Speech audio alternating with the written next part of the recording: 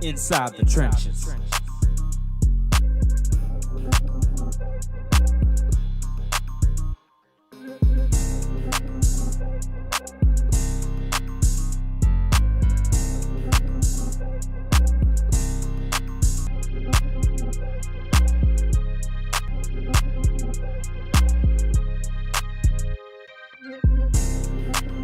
Inside the trenches.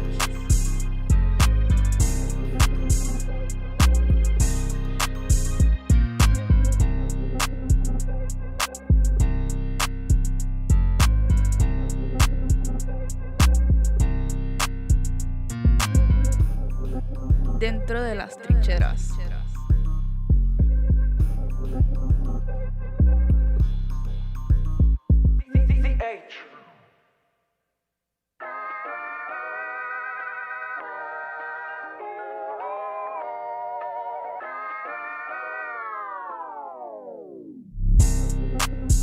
Inside the trenches.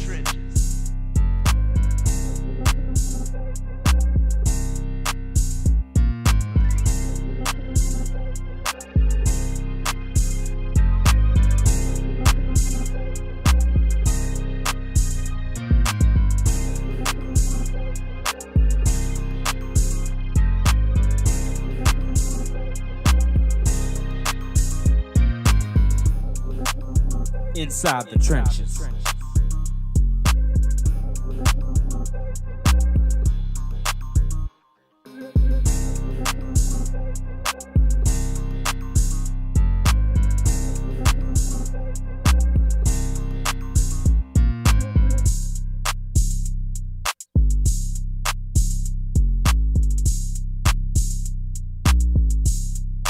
Dentro de las trincheras.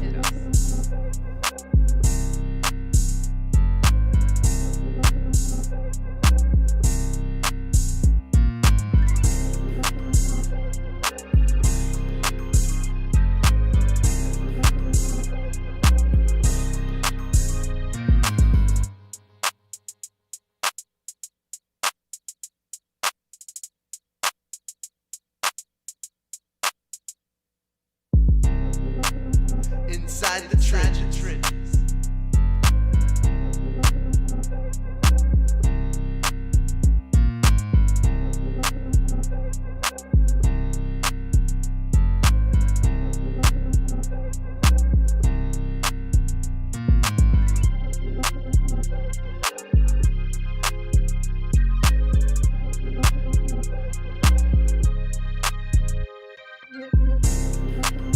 Inside the trenches.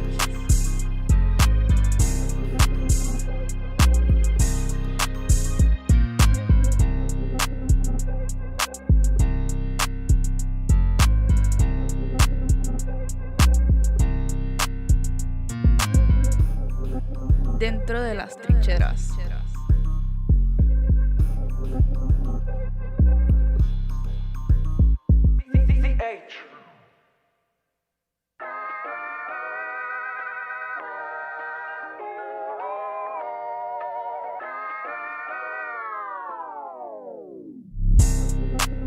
Inside the trenches.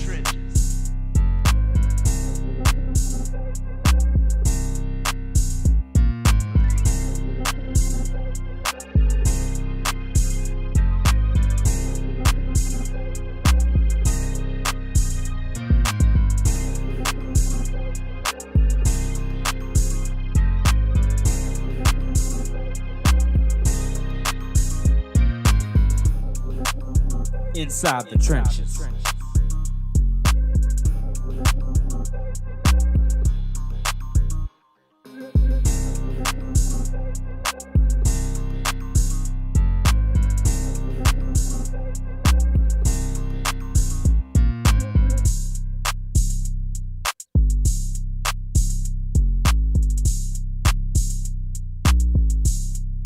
Dentro de las trincheras.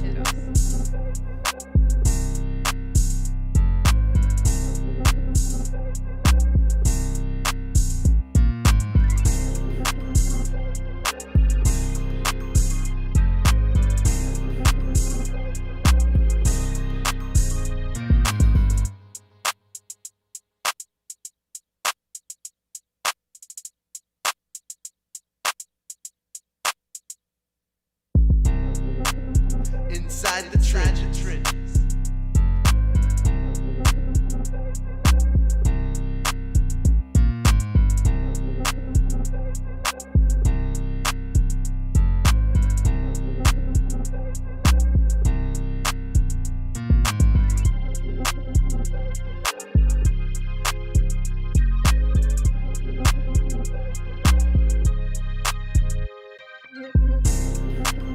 Inside the trenches.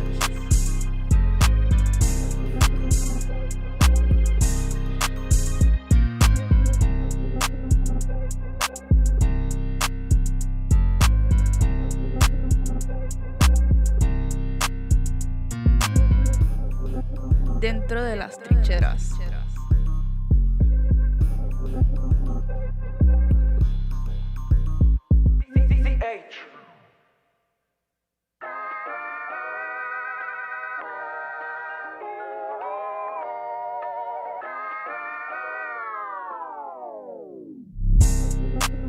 Inside the trenches.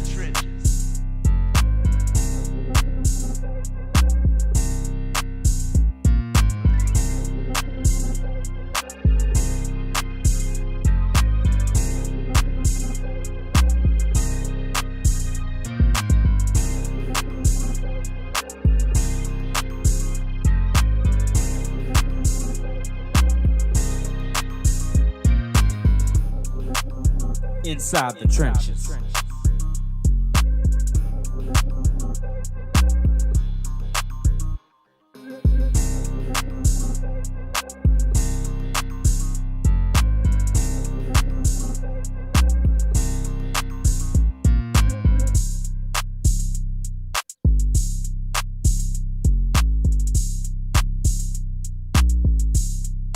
Dentro de las trincheras.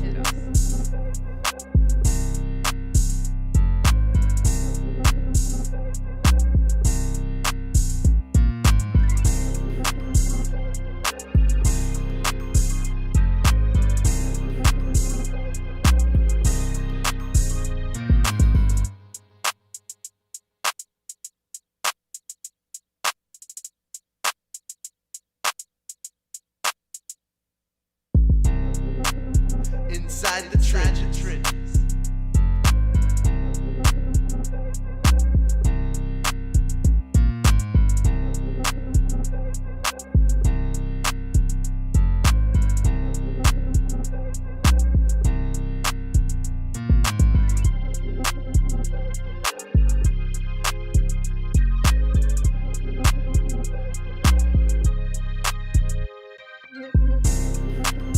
Inside the trenches.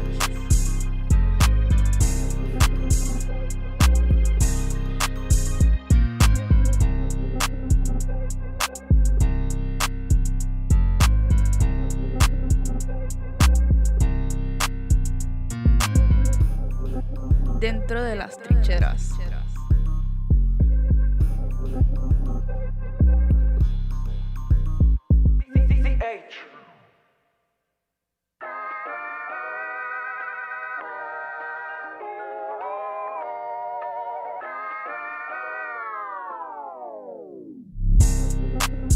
Inside the trenches.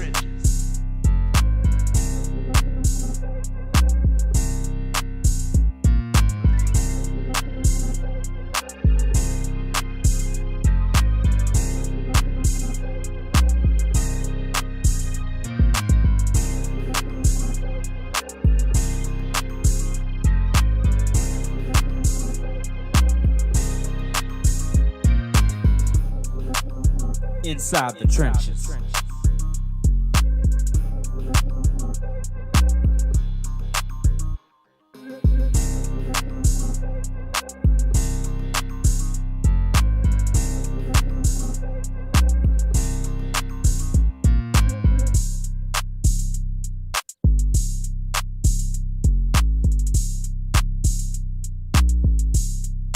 Dentro de las trincheras.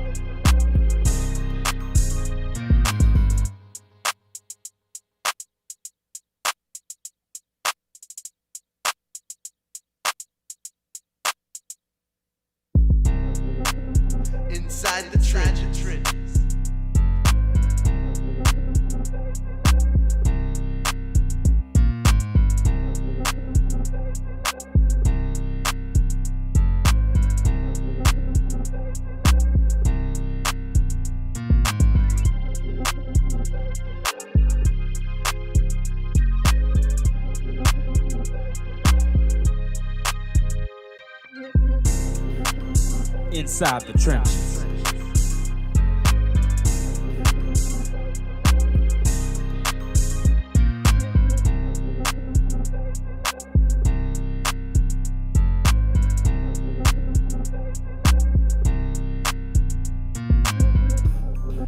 Dentro de las trincheras.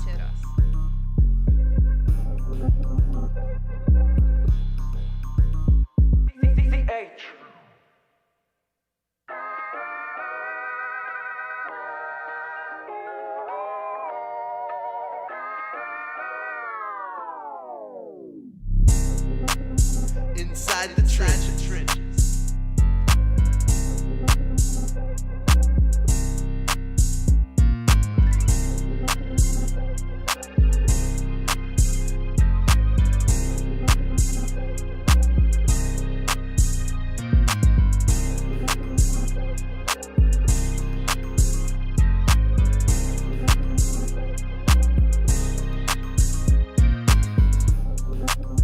Inside the trenches.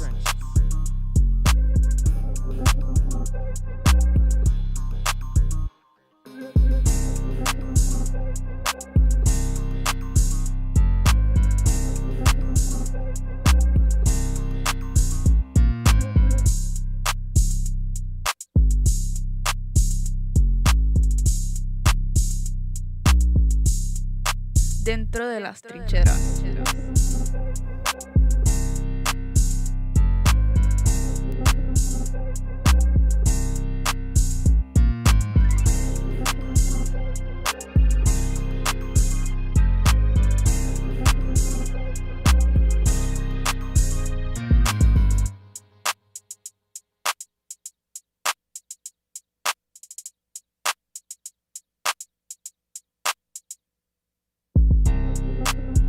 Inside the trenches.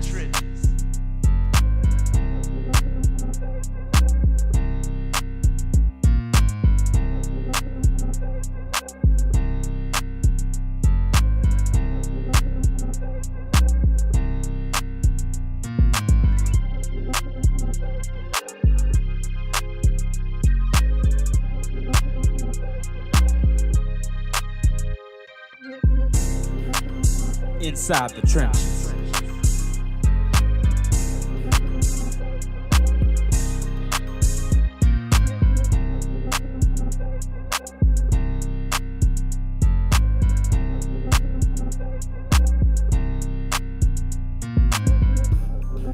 Dentro de las trincheras.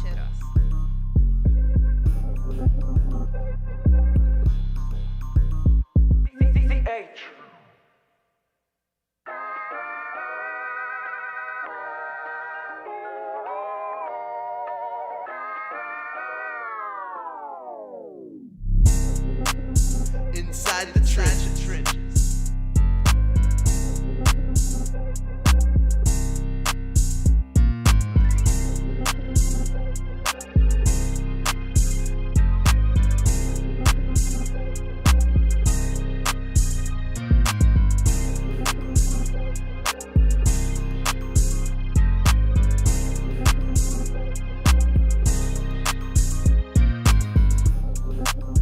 Inside the trenches.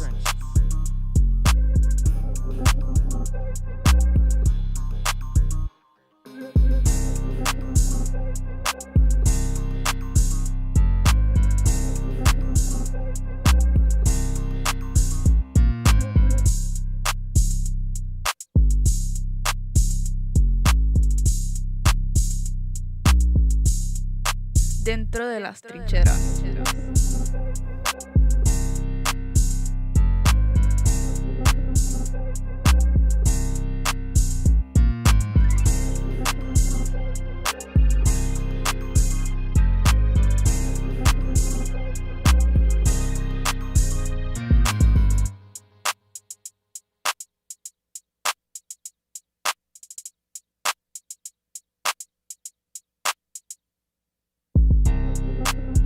Inside the trenches.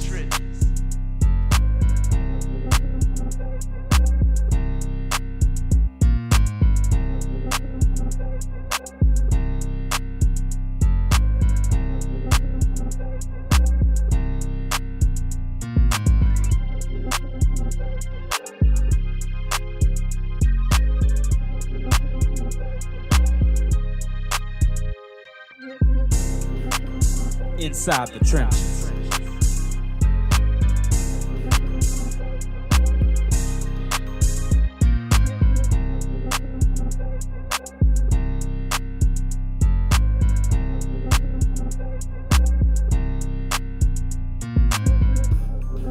Dentro de las trincheras.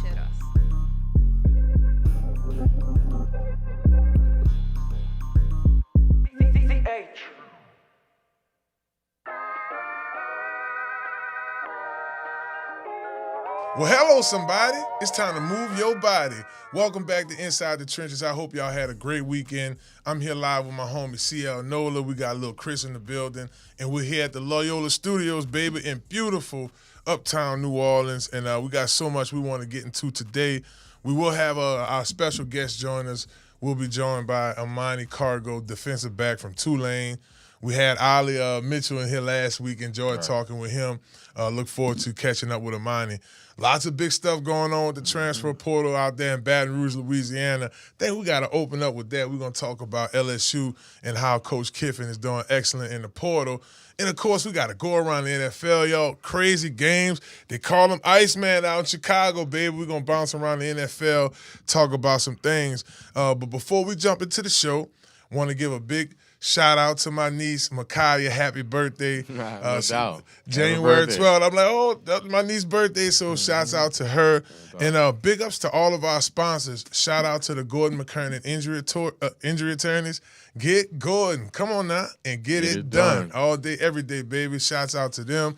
Remember, New Orleans, if y'all have any personal injuries or you have some workman comp issues, whatever the case may be, you've been hurt at work, hit up the Gordon McKernan Injury Attorneys at 504-800-8888. Again, that number is 504-800-8888.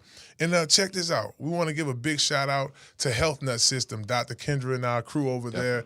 Big ups to them for all the support that they do for the show.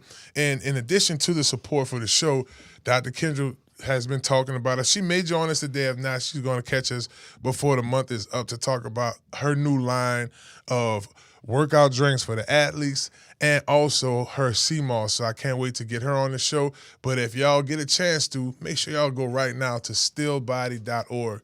Stillbody.org, order your products today and let them know. You can use code word Inside the Trenches to let them know that you heard about them right here. And Conquer Sports Pros, baby. Big ups to Conquer Sports Pros. Visit C Sports Pros right now if you are an athlete, a football player in particular, defensive lineman, offensive lineman, and you're looking to get better at your position, holler at us for training. If you want to get recruited, y'all see how crazy it is. We're talking about the transfer portal. College football is a different place. Let Conquer Sports be your consultation team to help navigate you through the recruiting process. Visit us at csportspros.com. Well, fellas, let's go and jump right into it. LSU has been extremely active in the transfer portal. It has been a challenge last week, right? Last week, it was Desmond Williams. It was, Sam Levitt's visit here. Well, visit's over. Sam Levitt is officially QB number 1 in Baton Rouge, Louisiana. And the man, Lane Kiffin, has done what he has always done in the portal, and that's make magic. CL, I'm going to come to you first. Big news for the folks in LSU because we've heard about the wide receivers, got big-name wide receivers last week. Right. We made sure we continue to improve our offensive line, keep some guys in the building. When you first heard about LSU signing Sam, what was your thoughts? My thoughts was to run to the internet and find out who this gentleman is. Sam is a very mobile quarterback. I'm still working through the film and the tape. He's very sure of himself, and I think that was the key cognate to this building of a team that's going on in this transfer portal. A lot of guys sit with bated breath trying to figure out who their quarterback is. So I'm not surprised that a K. Durham decides to stay, a Green decides to come back now that they know who the quarterback will be. And shouts out to everybody involved because I'm sure it's not an easy task to fly all over the country and get these young men to commit in this small 2-week window. Yeah, Chris, because for Coach Kiffin, last week, of course, Sam Levitt had took his visit to LSU. We didn't sign right away. He visited Tennessee. Before he took his Miami visit, Coach Kiffin met with the family, met with them to break a deal there before, and obviously after he took his Miami visit. Now, y'all got to keep in mind, Miami about to play in the national championship. Right. So that just speaks volumes about LSU and what they do. So, Chris, I want to ask you the same question. When you heard about LSU signing Sam Levitt, what was your initial thoughts in terms of how he would shape up on this team? I mean, Lane Kiffin. I mean, I call him the Kiffinator for a reason, man. The Kiffinator. Best quarterback in the transfer portal, or at least top two. Either him or Brendan Sorby. 5-star transfer portal recruit. And then, hey, you remember the last time we took a quarterback from Arizona State in the transfer portal? Heisman winning quarterback and Jaden Daniels. Mm-hmm. Now we got this kid, extremely elusive and mobile, just like Jaden Daniels was. Yeah. And then you put him in this Lane Kiffin offense, this Charlie Wise offense. With the receivers, we have the Trey Green and our returning running backs are Harlem Berry and Cade Durham. I like how this offense, and improving offensive line, by the way, an improving offensive line. I like how this offense is going in the right direction in the offseason. I'm excited for the spring. I can be honest about that. Mm-hmm. There's been years that I haven't been so excited to see the spring game. But I think to a man, we all are waiting to see this combination and collection of talent come together inside of Baton Rouge. And, they say a team isn't built until the first snap, but on paper, it's starting to come together. Yeah. It is. Even in the quarterback room, LSU also signed Landon Coyne from Florida State, adding more depth to the depth chart.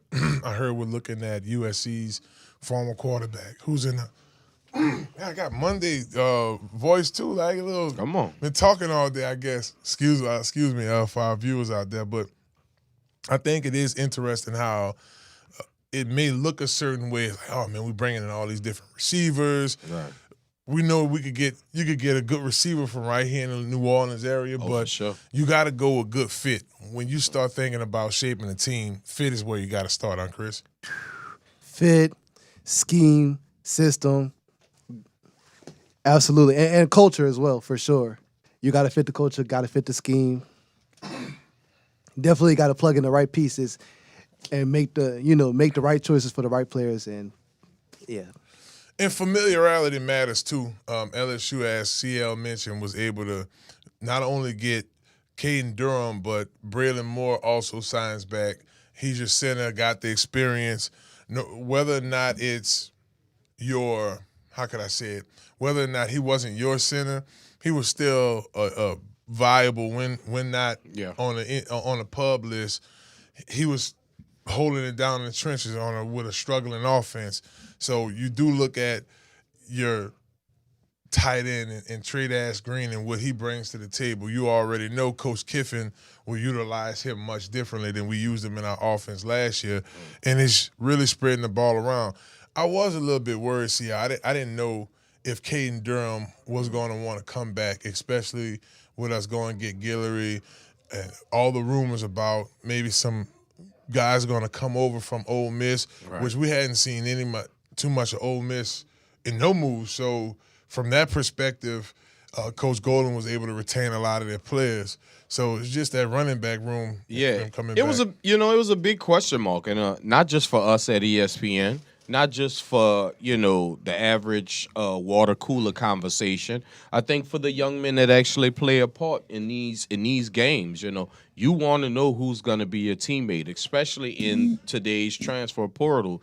You want to know who's going to be lining up next to you.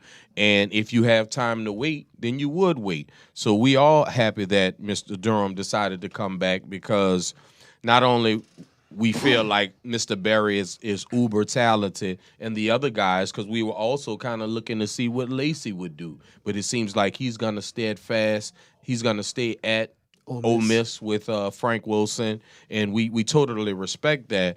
But I think there was definitely a spot, some carries, and some reps for Mr. Durham that he left on the table when he decided to enter into the portal, and I think he's come back to claim it now that he's come back. And we have to look at the fact that Ole Miss lost and then not going playing a national championship. That helped out a lot too. Yeah. Because I mean, at the end of the day, like we still need to have the staff intact. Right. Everyone has to be in the same building. Which going back and forth from Oxford to Baton Rouge on the private jets, flying the whole coaching staff Must in. be nice. I know that's right.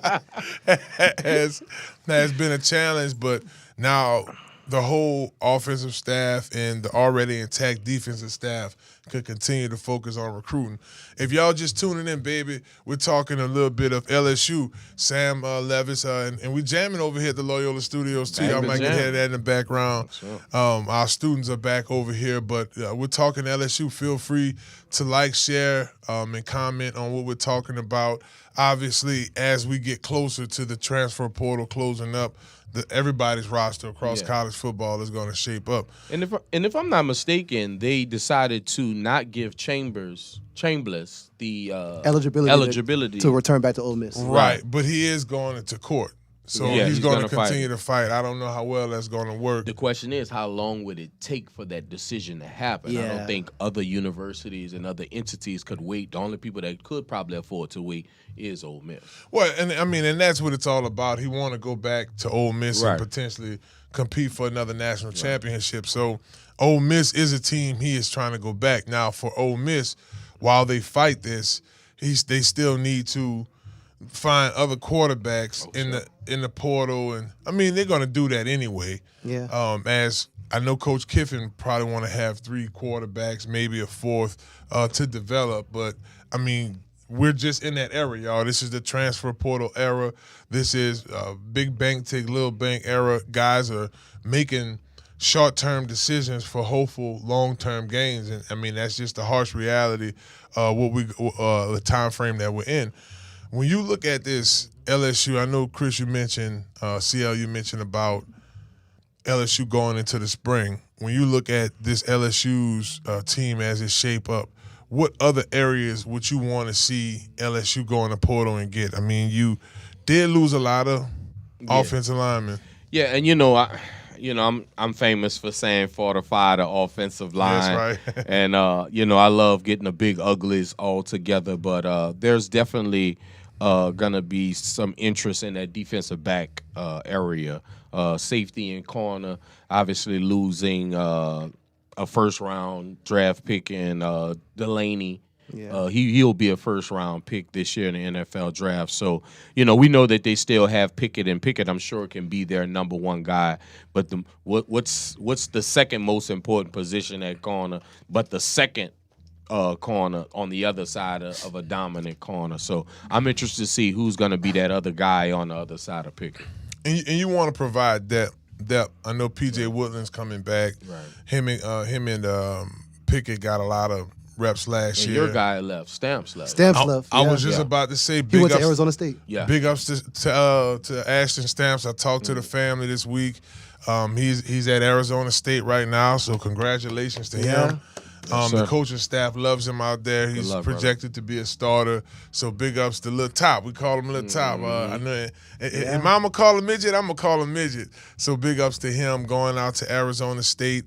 And listen, they're getting a solid cornerback. Here's a guy who started roughly 2 years at LSU as a freshman, played a lot, and really contributed to a struggling team. He made a lot of plays. We go back to that USC game, making big plays in the Ole Miss games, those matchups, just being a lockdown corner for LSU. So he's going to do exceptionally well on the West Coast.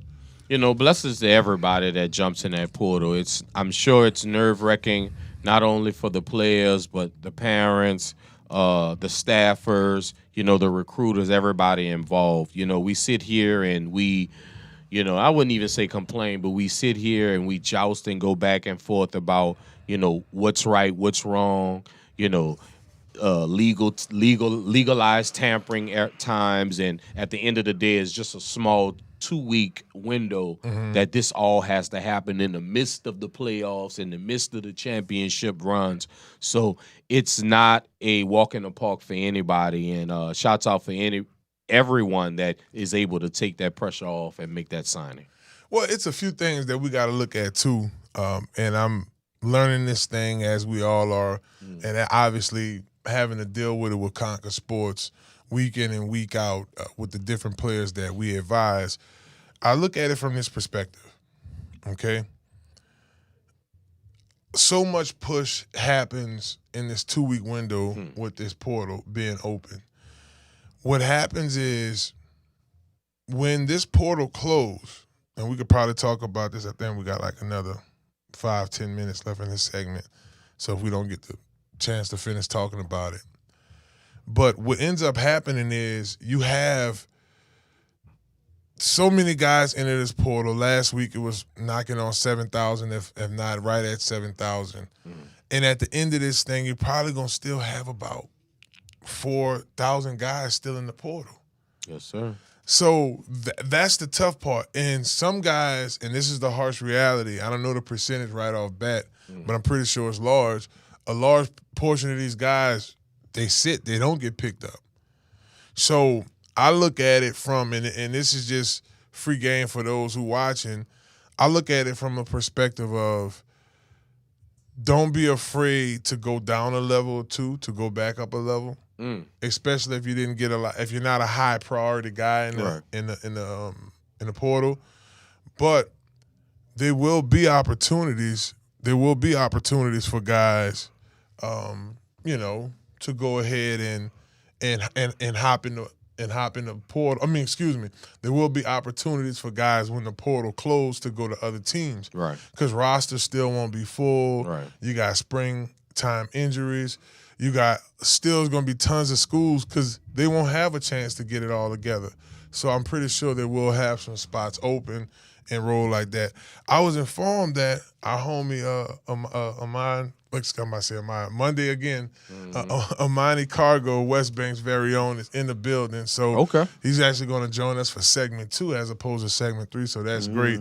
We'll take a quick little break here in a second. But before we wrap, guys, I don't necessarily want to put a bull on this LSU thing because we're going to talk about them Bayou Bengals all spring, all winter. But I just think about this team and the expectations for Coach Kiffin. A lot of national media is like, it's national championship or bust. It doesn't work like that. I mean, take a team like Ohio State. They were the team last year. Right? They lost to a on-fire Indiana team, which I can't wait to talk college football with y'all in segment 3 now. But it's just so much, y'all, that goes into, right? That goes into building a program. So, I mean, Seattle, I'm going to come to you first, and I'm interested in hearing your answer. We really can't put too much, like, if we don't make it to the national championship, the 2026 season, I'm not tripping. Now, if we don't get in the playoffs, that's different. But your expectations for LSU this season? Well, I sit here every week and I try to let people know that I leave my feelings and at the door. I think a realistic expectation for LSU would be the playoffs. For sure. I'm not putting that onus, and I'm not the biggest Lane Kiffin fan. We all know that, but I would never put the onus of a national championship on a free agent in this world of free agency on a first-time coach coming to a university trying to understand its culture. Obviously he understands the portal to a T. Yeah.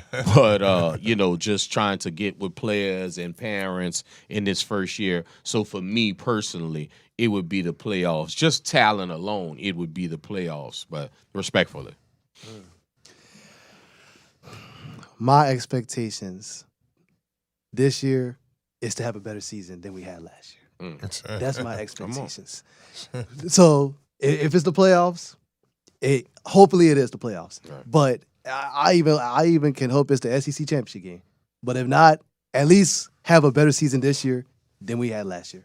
That's my expectations. Yeah, I mean, I do expect us to get in the playoffs. So my expectations is playoffs because this is a lot, right? It's a lot of moving parts. Right. You have a coach forced because of how, and we could talk about that another day because that's another subject we're going to talk a lot about, and that's this date of when the portal opens, early signing. It's all a ball of confusion. So on the surface, we can't fault this man for making a long-term decision for what he wanted. Right. Eventually, he wanted to coach at a place like here. Yeah. And I don't blame him. But because of how things unfolded, he looks like the villain. Oh, you leave your team. So that's why the expectations are so high. But the bottom line is he was a victim of a circumstance. Yeah. It just is what it is. So I'm not amongst those that say, oh, it's national championship or bust. Just because, hey, playoff, if we don't make it to the playoffs, I think is an issue, as I mentioned, because of what all went into it. But my expectations are where they need to be. I mean, I just have a question for you guys. I have a question for Baton Rouge. Is LSU ready to play the villain role coming up this year? Because, with the bringing on of Lane Kiffin and how he's going to twerk this portal and how he has twerked this portal, I think the national perception is, we hanging with Dog Vader. And I'm cool with that because, sure. Everybody, my mama told me everybody not going to like you anyway, baby. Yeah, So how do we accept the role of villain and how do we execute the role of playoff football? You want to knock it out first, Chris? Come on. And I actually have a question for y'all. Do y'all think Ole Miss will be in the national championship right now if Lane Kiffin was able to coach throughout the whole playoffs? That's a good question. I like the question, and I'm going to answer that question. I think that the outcome of that game would have been different. I do think Ole Miss would have been in the national championship. Now, that's wishful thinking, but I'm looking at that, and I wasn't wishing for that, but I'm looking at it from the perspective of look how far they got without him. Right. They made it to the semis. They advanced they beat Tulane. They beat Georgia, and they fell short to a very good Miami team. I mean, that defensive line is the best defensive line, and it was a good game. Went down to the wire. So if you that means you take away all the distractions of the Coach Kiffin hire with us. Yeah. And he would still be at Ole Miss, which leads back to what I'm saying about this calendar and them needing to fix the damn calendar. Right. Because he would have been able to finish with Ole Miss, whether they won the national championship or not. He could have decided to stay at Ole Miss, or after the national championship, he could have just took a job at LSU that he wanted, because then we could have hired after the national championship as well, because there's no hiring coaches in the middle of the season. Right. So now you can – but, again, now that all has changed. So that's my beef with it. He wasn't able to fulfill, but it just spoke volumes about the team he built. Well, to answer your question, C, for me, I don't think that they would have made it to the national championship, just for the simple fact that the Miami Hurricanes, I always like to talk about momentum. You look at Indiana, the momentum. You look at the Miami Hurricanes, momentum. I think they just ran into a buzzsaw. And not just Michael Irvin, because Mike actually chilled out this last No, game. he didn't. During the game, he was chill. Yeah, but after, that's his thing, to cut up after the game. And that's cool, because I didn't want him to take the attention away from the young men that was on the field. But to answer your question, see, I didn't see them getting past that buzzsaw of Indiana or Miami. And I believe that's the reason why those two are in the national championship. Well, I mean, y'all tell me what y'all think. Do y'all feel, let's ask the main question.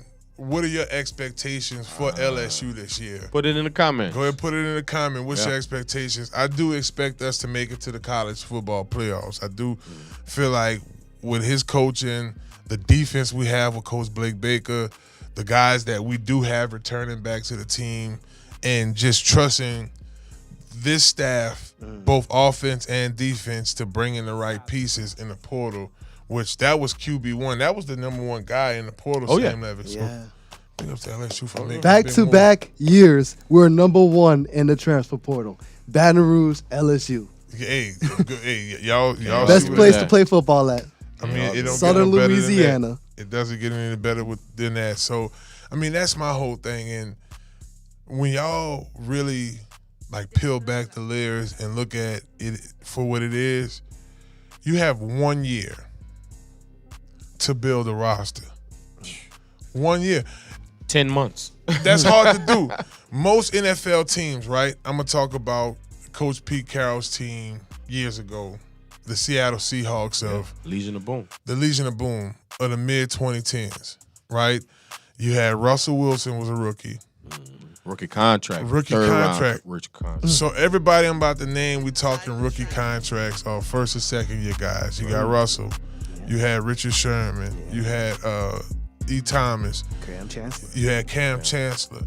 So that's the traditional way. Because, I mean, let's be honest. The NCAA is taking this push towards the NFL. Look, Right. that's how you build. You draft well. You bring in a healthy amount of veterans that could get the job done. Again, I got to keep you draft well. And then you have the opportunity to have these guys throughout their whole rookie contract. And in their rookie contract, they were able to do the Super Bowl. So that's how it's done. It's not done any other way. So guys like Coach Kiffin, Coach Signetti, Coach Cristobal, we can go down a list of guys who, and I'm saying Coach Kiffin because that's his Ole Miss team that made it this deep into the playoffs. Oh, it's his team. Yeah. So these guys had to do numbers in the portal, but find a healthy balance in the best guys. You got, shouts out to Deuce. You got Deuce Gerald's coming in. You have Andy Richardson looking at Lamar Brown looking at everything, look like he's trying to start his first year.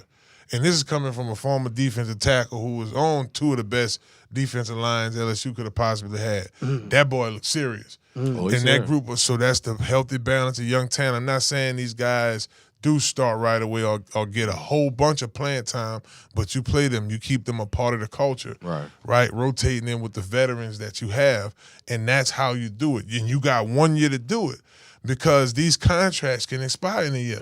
It's not no Get 4 or out. 5 year contract. No. Worth X amount of $1 million is, hey, like this Sam Levitt contract is going to be north of $5 million. I mean, that's the going rate for a top quarterback in college football.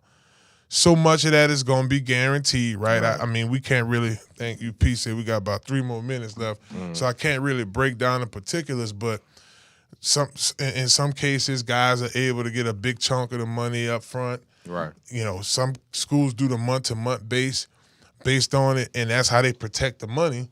You saw old boy went to sue him.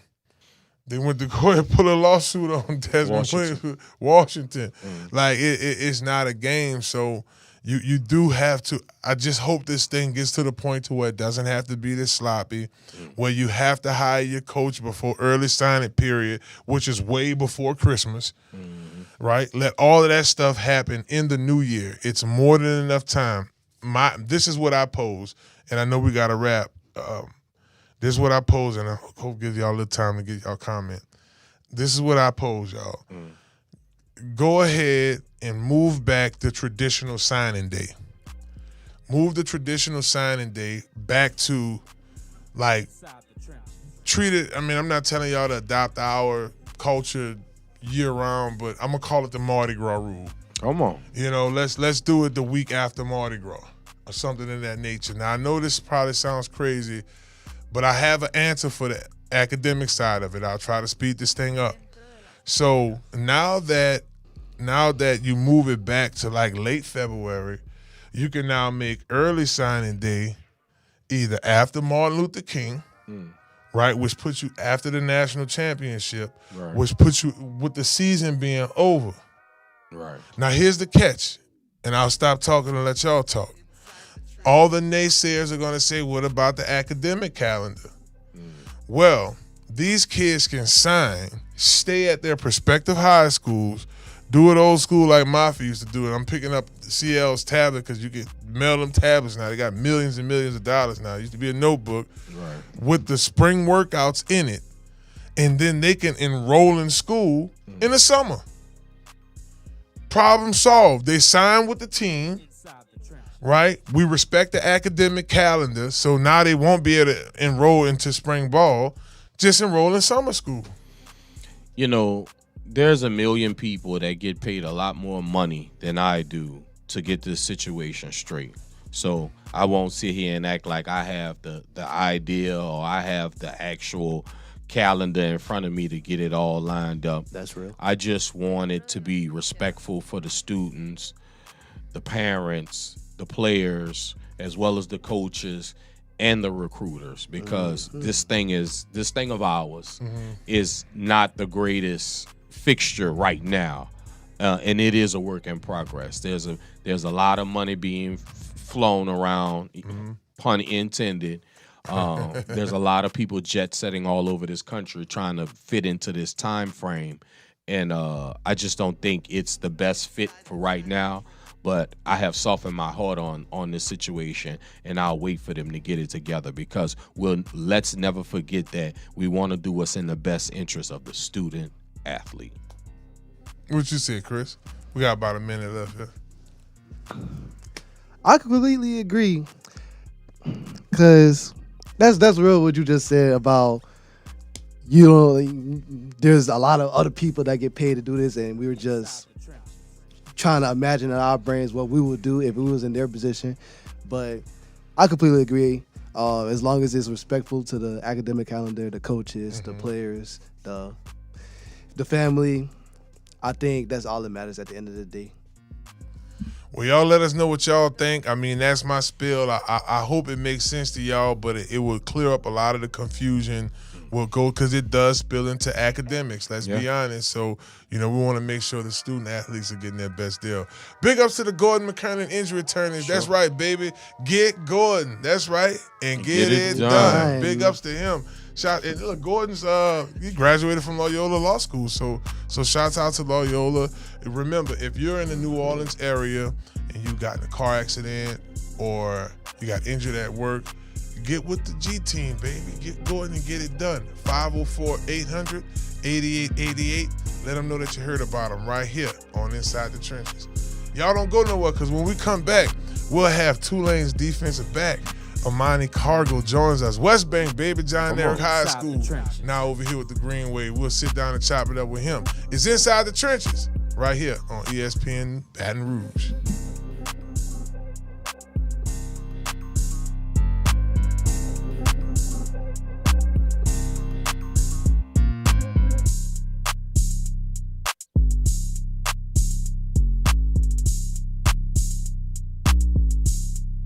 Dentro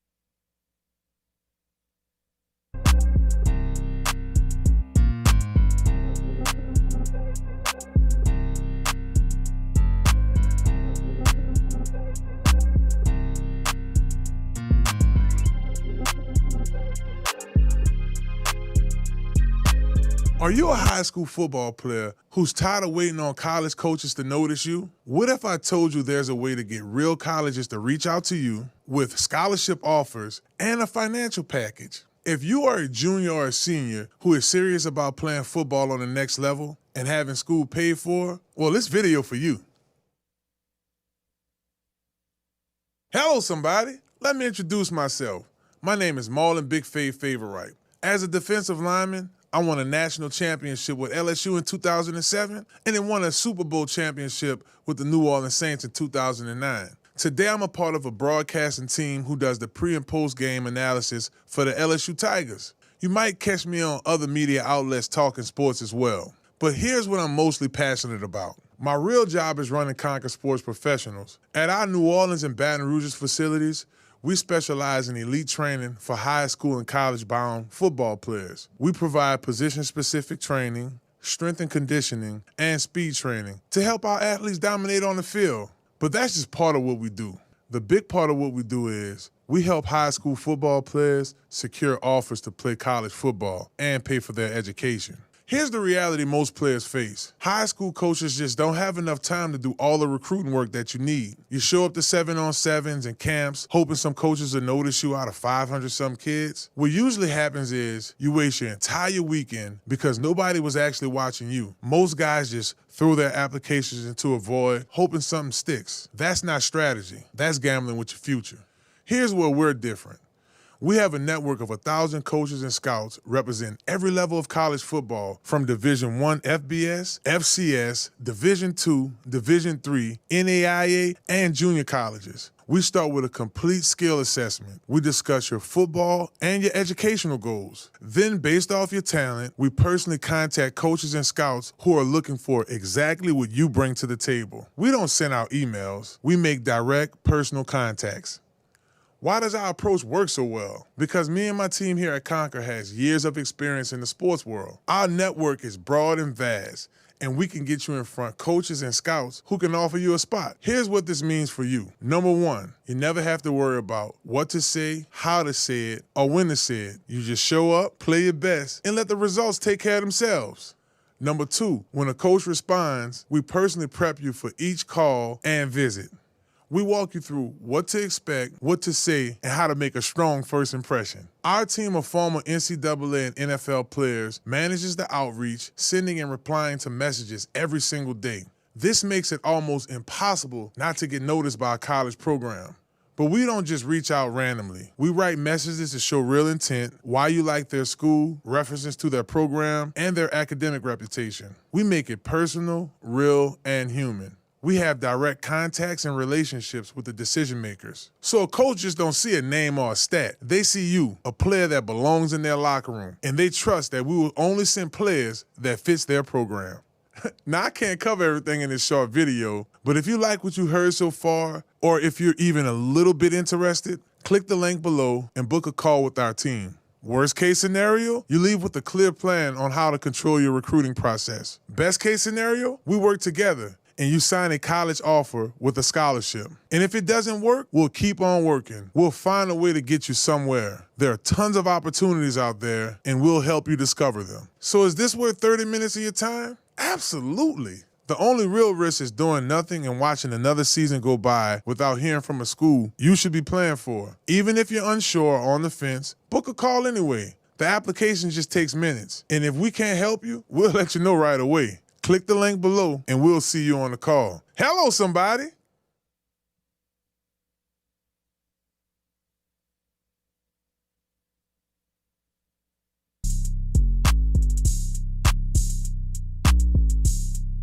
Dentro de las trincheras.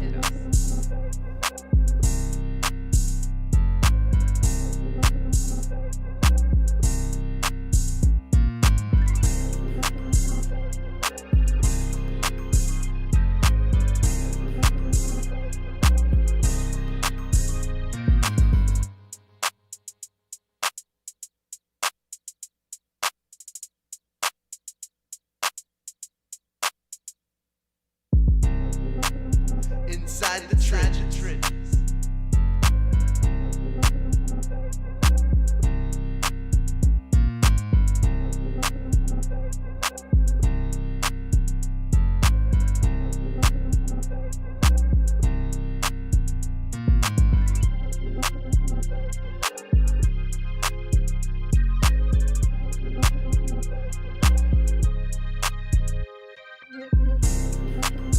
Inside the trenches.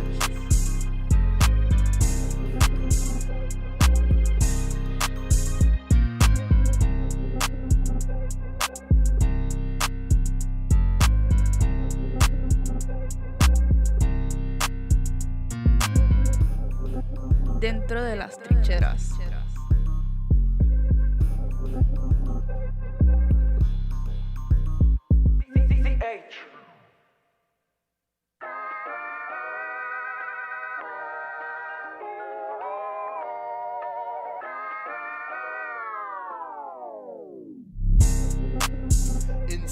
Inside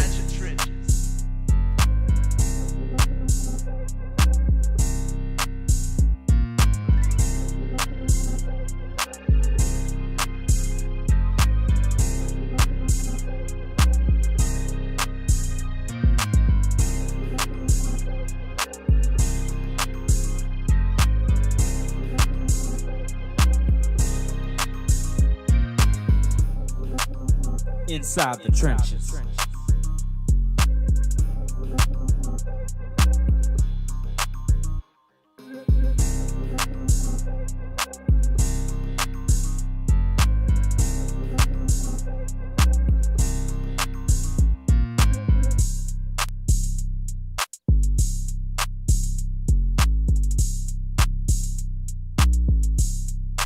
Dentro de las trincheras.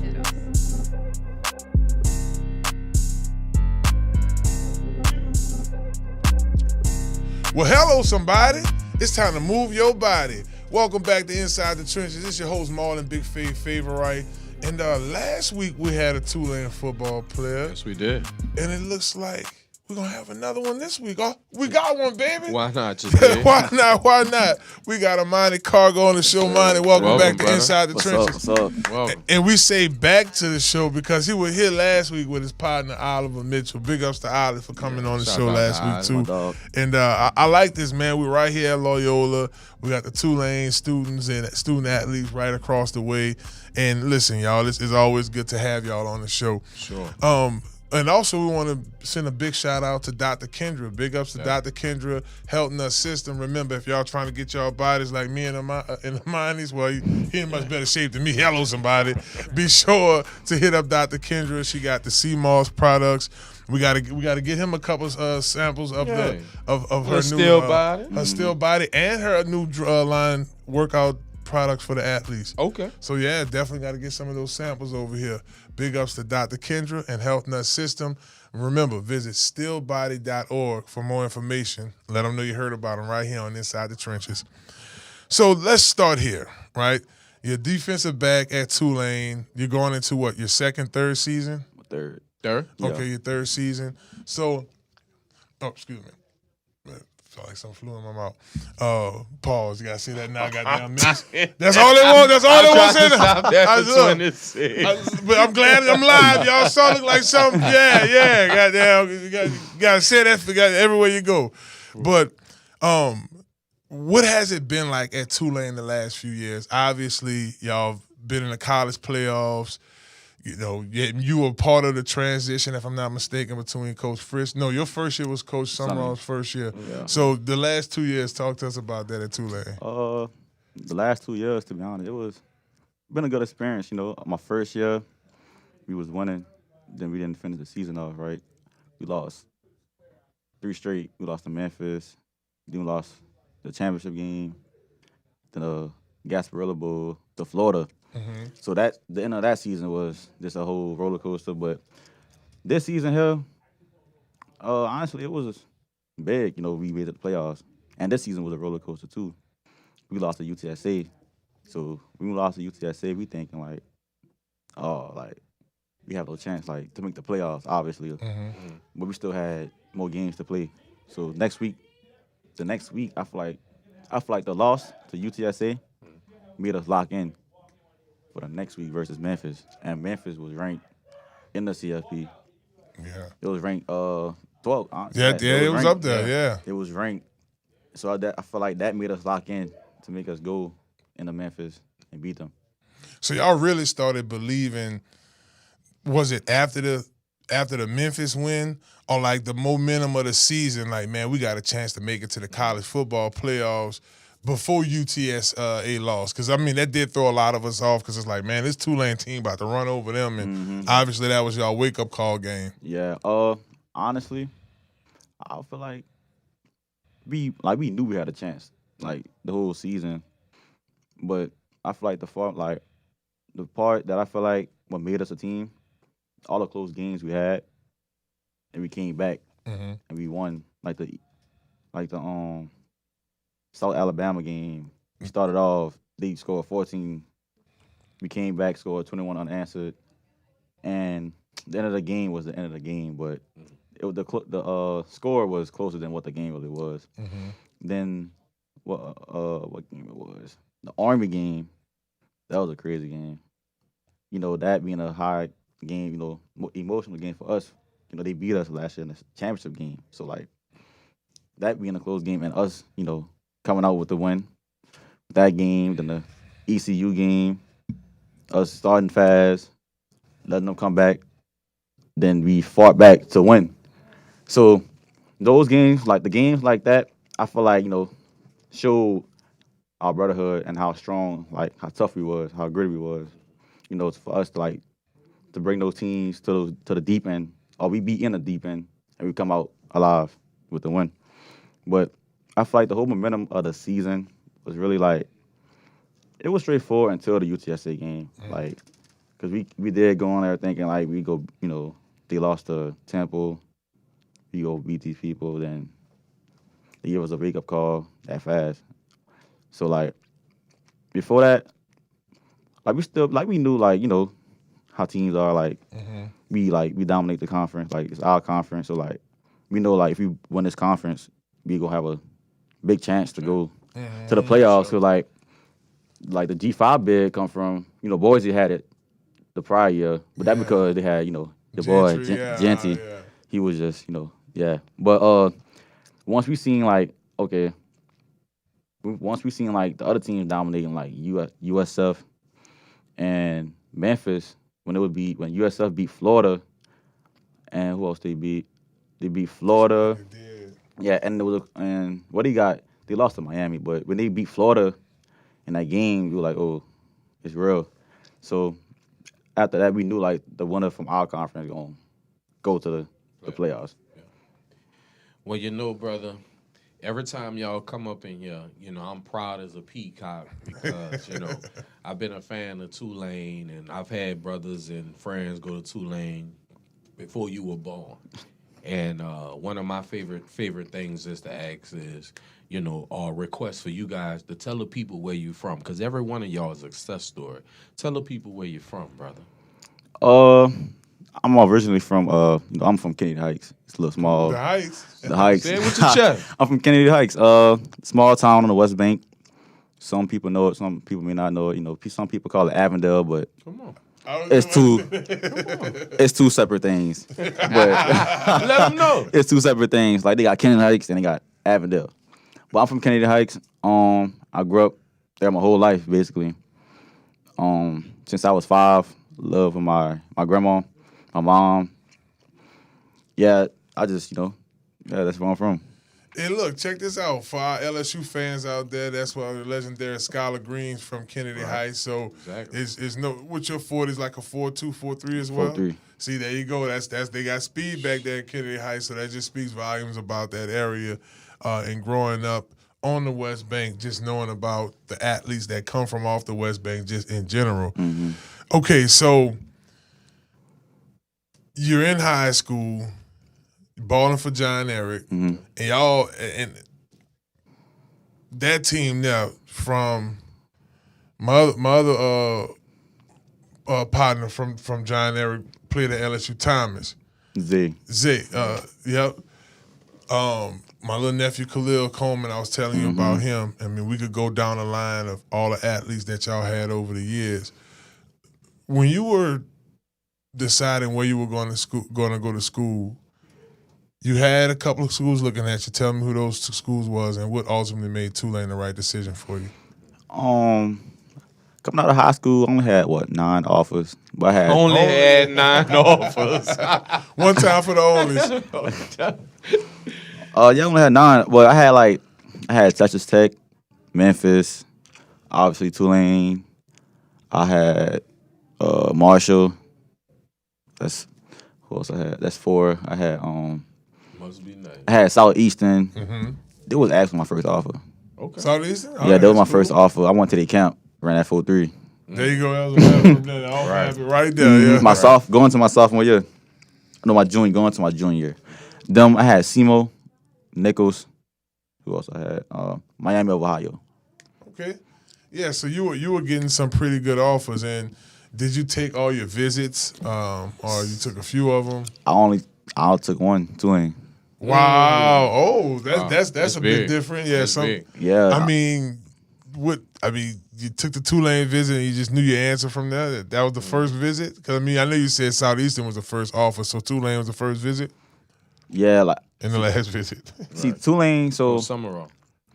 it was really Coach Fritz that recruited me. Okay. But somebody came in and he brought me in too. So, but they really did a good job recruiting me. Like I went on a lot of unofficials. I'm right 20 minutes away. So Right. anytime they had like something going on, Coach JJ, he'll call me, be like, "You want to come up here?" I'm like, "Yeah." So I'll come up here, spend time with them. And they made it feel like home. I mean, it is home. So that's why I'm here now. But yeah, they really recruited me hard. They was high on my board. And I really shut down visits when I committed. Like I was locked in I committed June 6th, I think, of 2024. Going into your senior year, because you graduated 24. Well, 23. 23, gotcha. 23. Gotcha. I graduated 24. Your last playing season was 23 season. That's John Eric. First of all, tell the people what's your football number. I'm 14. Number 14, starting corner for Tulane. Well, about to be. Ooh, I like Put it that. out there. Put it out there. And I also forgot to mention your social media. Let our listeners know how to follow you. You can find me on Instagram at M3HREES. Okay. Tell me, what's your off season goals and what are your goals coming into the season coming up? My off season goals really, stay healthy, get stronger, work on my technique and things like that. I feel like last off season, I was doing good in the spring, but I wasn't really taking care of my body. That's that's just me being young. That's growing pains. Right. But yeah, really focusing on taking care of my body, stretching, mobility. Getting extra work and putting my time in. Man, how is it playing for Coach JJ? That's my boy right there, man. We chop it up all the time. Nah, Coach JJ, that's my dog. He a good coach. Good coach. He obviously been there, done that. So the way he coaches, like, you got to listen to him because he been where we want to go.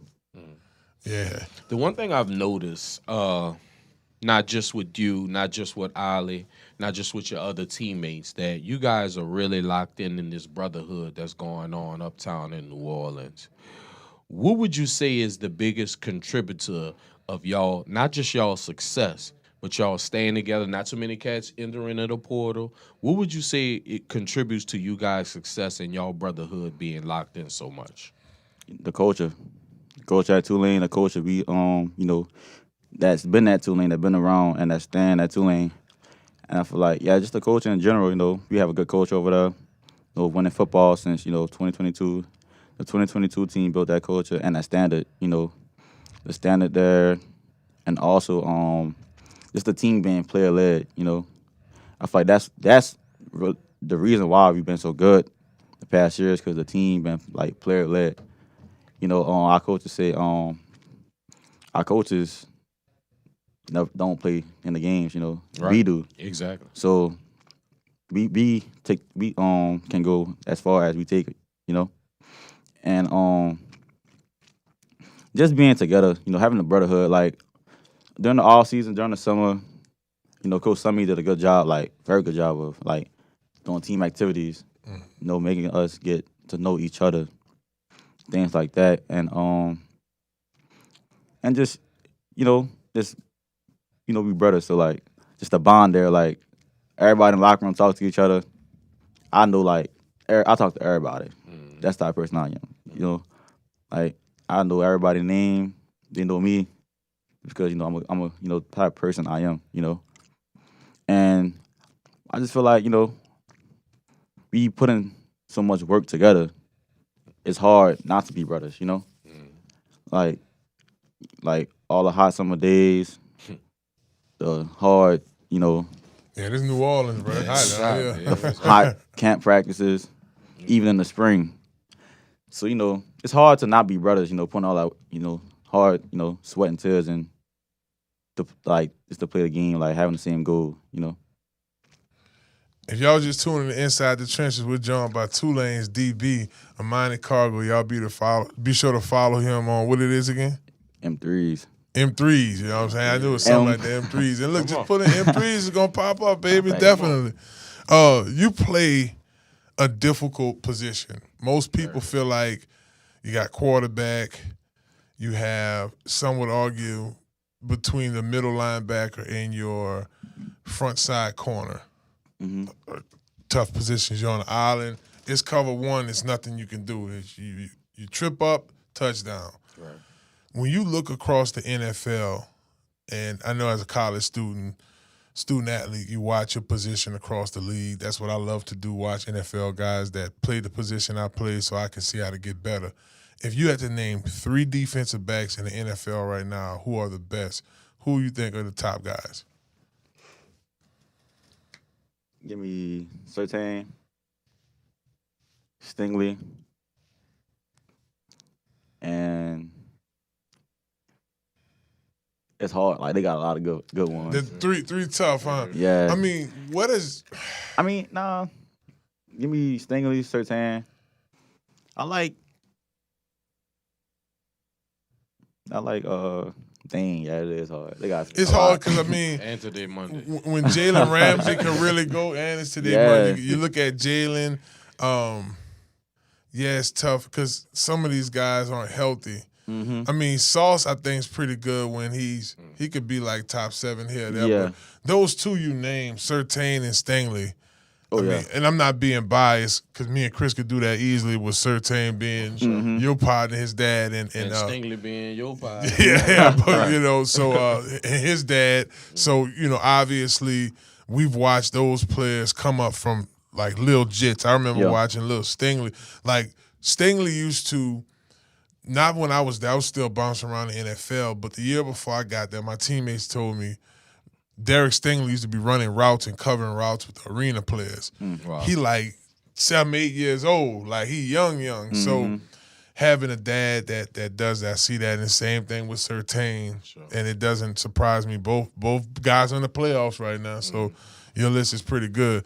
Man, we got to wrap up here, but before we wrap up with you, we got to get you one more question. Brother, what does it feel like to be from the New Orleans area and play for Tulane University? It feel amazing, for like I'm doing it for the city, doing it for the people, that's from where I'm from, the city, people that, come from hard situations, I've been there and things like that. It just feel amazing, playing in your hometown, being able to, your family being able to come to every home game. Right. And, knowing like you have someone there supporting you. Right. That's huge. And kind of on the same note, and we did this last week with Ali, we like to do this with our guests. That's your camera right there. There's a young defensive back right now watching this, want to have an opportunity like you had to play for Tulane. You don't just get there. Yeah, get 9 offers. You don't just get there by just saying, hey, I love football. Talk to them about the process and, give them a little motivation.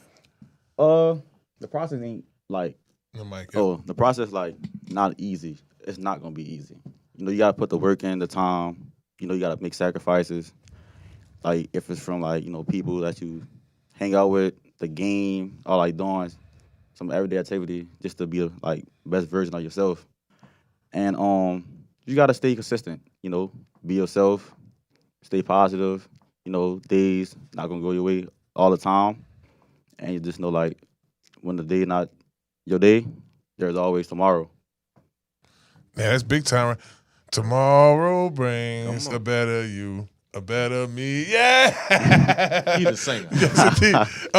Rough today, man. I was struggling earlier, man. I was coughing earlier, seeing flies around here and everything. Yep, that's how we hit the stage. Well, listen, y'all. We want to thank Amani Cargo for joining us. Y'all be sure to follow him. Number 14 for the Tulane Green Wave this Out there. season. Boy, say he out there too. Out JJ, he there. said he come and get one of them spots on that Come corner, on. baby. Yes, indeed. That's what we like to. We love to see it. West Bank product, We'll man. be Thank you watching. so much for coming on the show, brother. problem. We will Definitely, be definitely. Well, y'all don't go nowhere. We got 2 more segments for y'all, baby. Y'all think that one was nice? We're going to keep it going, baby. I don't know if we can top this one right here. We got them Tulane Green Waves in the building. And guess what? Y'all don't go nowhere because we'll be right back here on Inside the Trenches, right here on ESPN Baton Rouge. Hello, somebody. Inside the trenches. Good stuff. All right.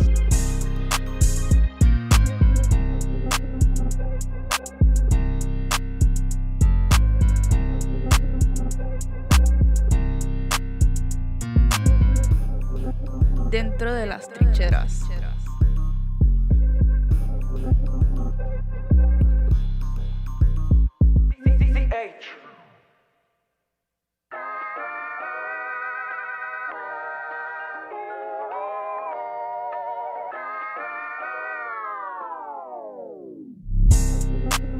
Inside the trenches.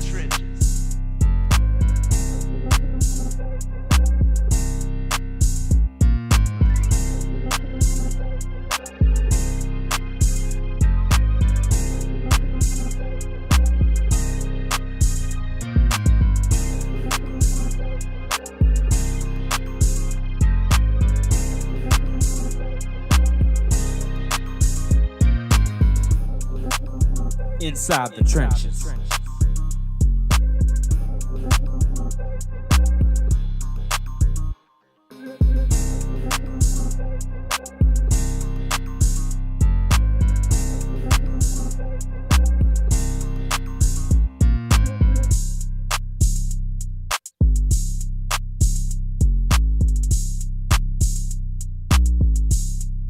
Dentro de las trincheras.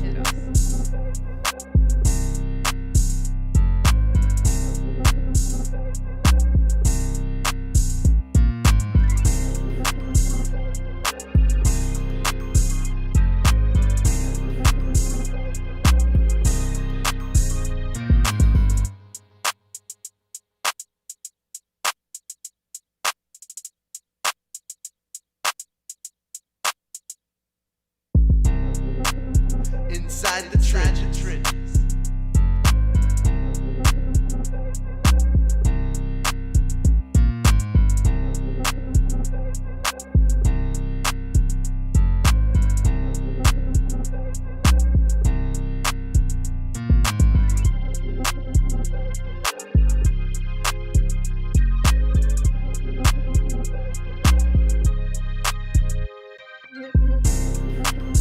Inside the trenches.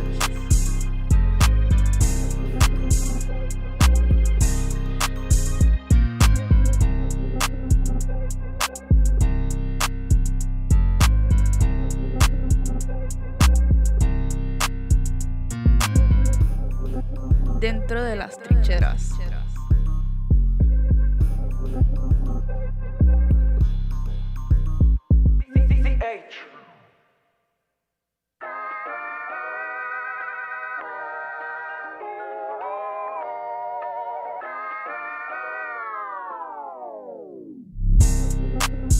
Inside the trenches.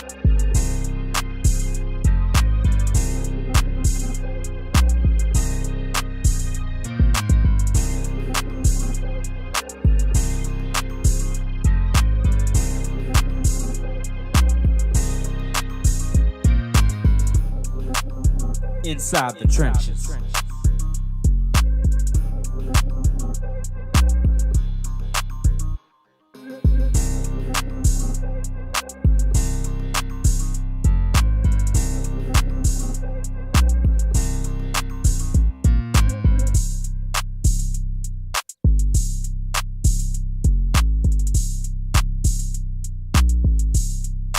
Dentro de las trincheras.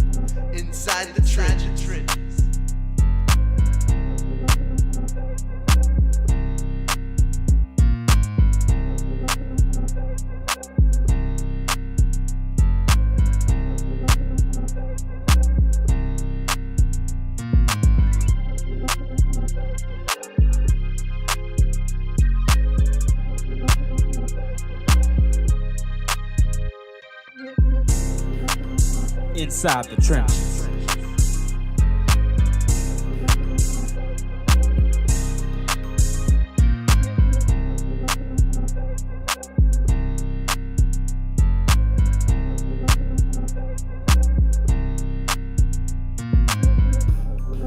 Dentro de las trincheras.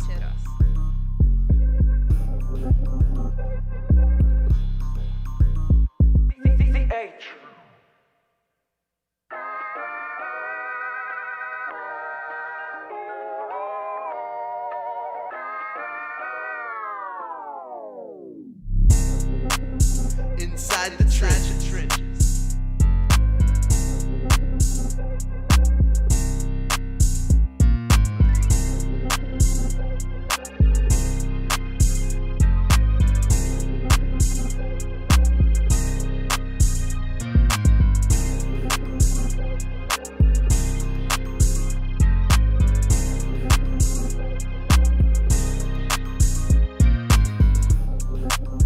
Inside the trenches.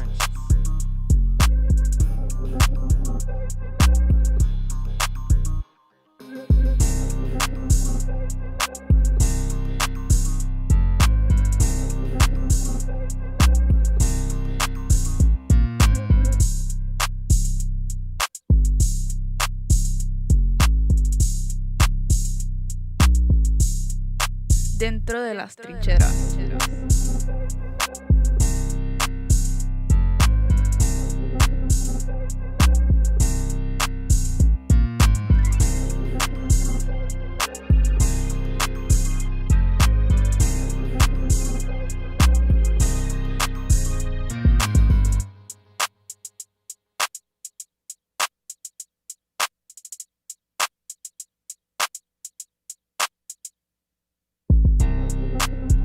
Inside the trenches.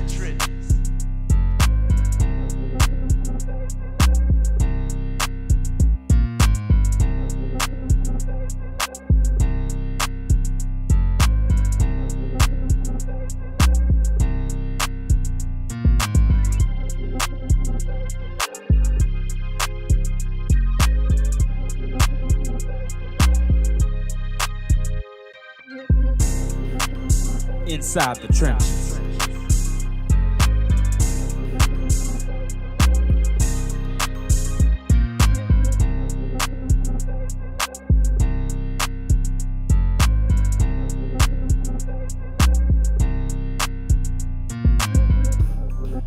Dentro de las trincheras.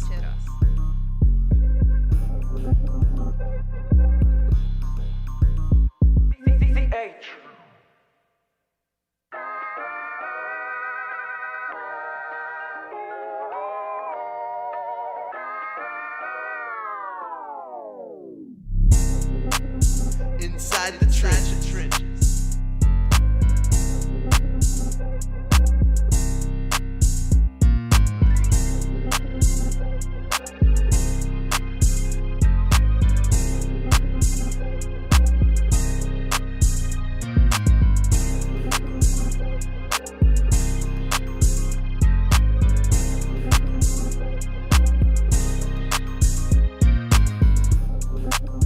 Inside the trenches.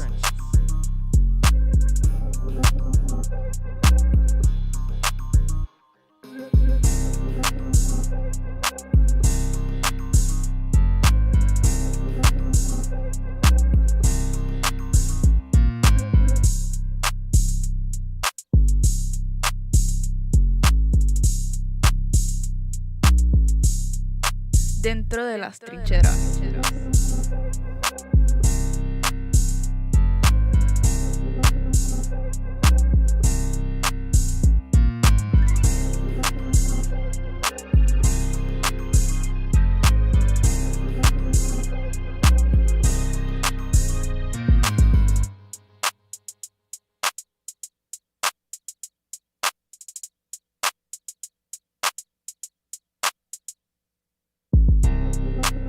Inside the trenches.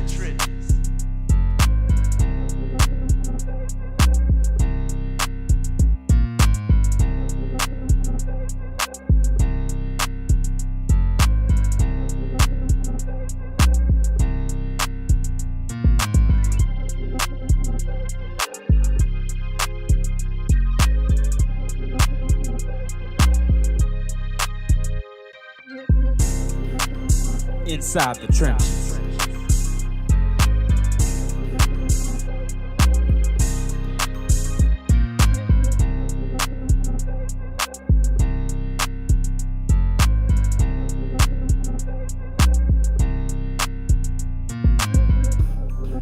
Dentro de las trincheras.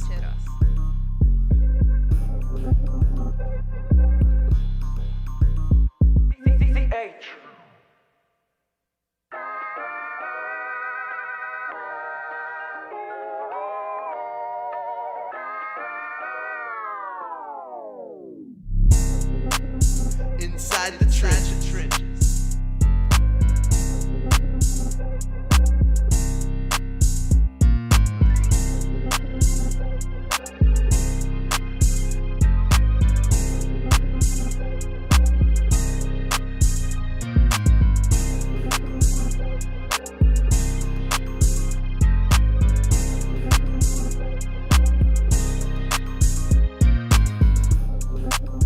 Inside the trenches.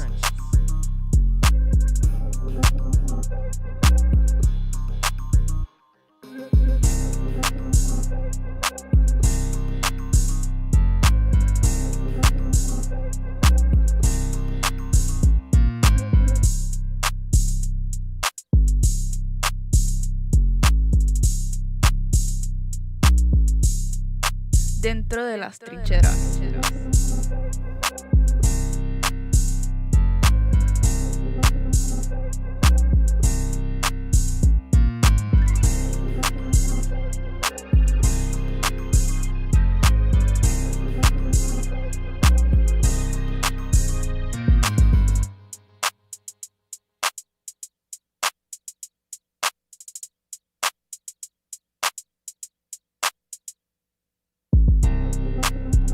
Inside the trenches.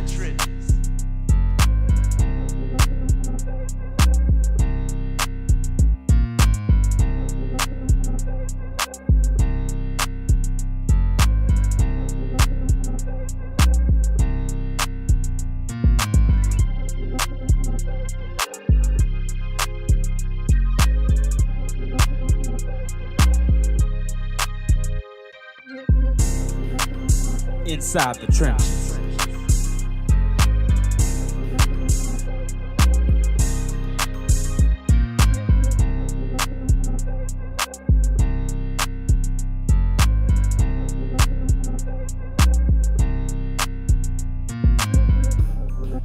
Dentro de las trincheras.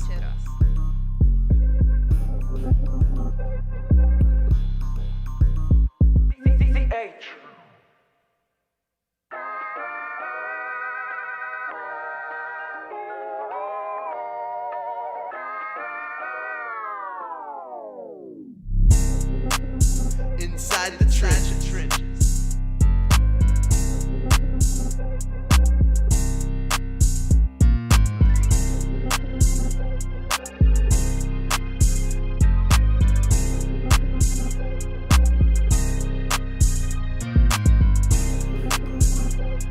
Well, hello, somebody. It's time to move your body.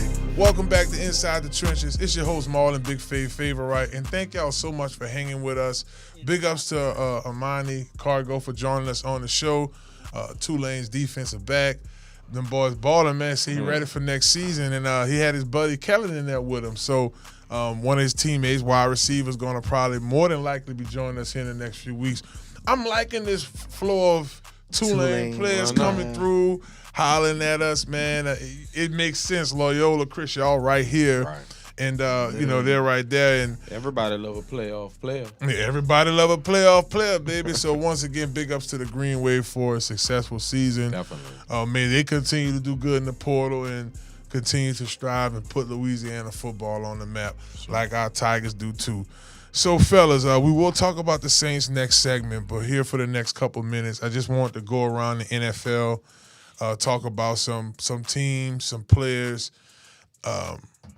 LSU's very own, my dog, my bro, Ryan Clark. Shouts out to Ryan Clark. Shouts out to C. Clark. Loves to give strong opinions. He's a show guy as well. LSU Tiger, as I mentioned, spent some time around the league. He said on want to say First Take. I don't think this was definitely on one of their morning shows. He mentioned that Josh Allen has to win a Super Bowl, or it's just a bust season for him. Do y'all agree with that? And I'm quoting him. I might be a little. I don't necessarily paraphrasing. disagree with it because they put the same parameters on a Lamar Jackson. Both of those gentlemen have won the MVP. Yeah. And, both of those gentlemen are on successful teams, and we all know what we're in this game for. So I don't disagree with it. So I guess I do agree with it. Talk to me. What you say, Chris? To a certain extent, yes, because I get what people are saying. There's no Patrick Mahomes in the playoffs. There's no Lamar Jackson in the playoffs. There's no Joe Burrow in the playoffs. So if he does not make it to the Super Bowl this year, then eyes everywhere, talking points going to be, dang, it's not just Patrick Mahomes no more. He just simply cannot get it done in the playoffs. And not all the time it has been his fault. He has been performing well in the playoffs. It's just coaching and the defense and some of his teammates kind of had let him down in certain moments as well. And I think I'll throw a little twist in it. I'm not agreeing or disagreeing with Ryan's take, but I will say it will probably be more weight on Coach McDermott. For sure. Than Josh Allen, because Josh Allen has showed us he's a talent. He shows us he can run the ball, he can throw it, and it's just like he's right there, but he can't quite get to the show. I think his wife won an Emmy for Sinners last night. I might be wrong, or was a runner-up for it. So, or at the Emmys, Global Awards, Golden Globe. It's because it kind of leads into my next. I'll just go ahead and segue to my next point. Look at the difference, almost a full 180 that Caleb Williams made with different coaching. Yeah, right. Ben Johnson. Look at Ben Johnson. Look at the Chicago team. Like, this most recent playoff game showed me a lot. And I get I know Drake's delaying us a little bit on the Iceman album, but Caleb Williams holding him down as the Iceman here lately. I get it. I'm still healthy Jaden Daniels first, but as a passer, as a decision maker, seeing the field for what it is and being able, like that one pass, and Sam Levitt did one like that for Arizona State, but he's rolling out and he's like to his left, almost to the on the ball his foot. He's right-handed, so you talk about Caleb Williams. Yeah. That one pass he threw against Green Bay. Oh my gosh! Went to Loveland. Fourth down. To Rome Aduzzi, huh? Yeah, that was, and it was fourth down. Like the game over. Plays and made. Yeah, that's rolling saved left, the game. Throwing right to the right hand side of the hash. That was a great. It was great play. Unbalanced, no weight.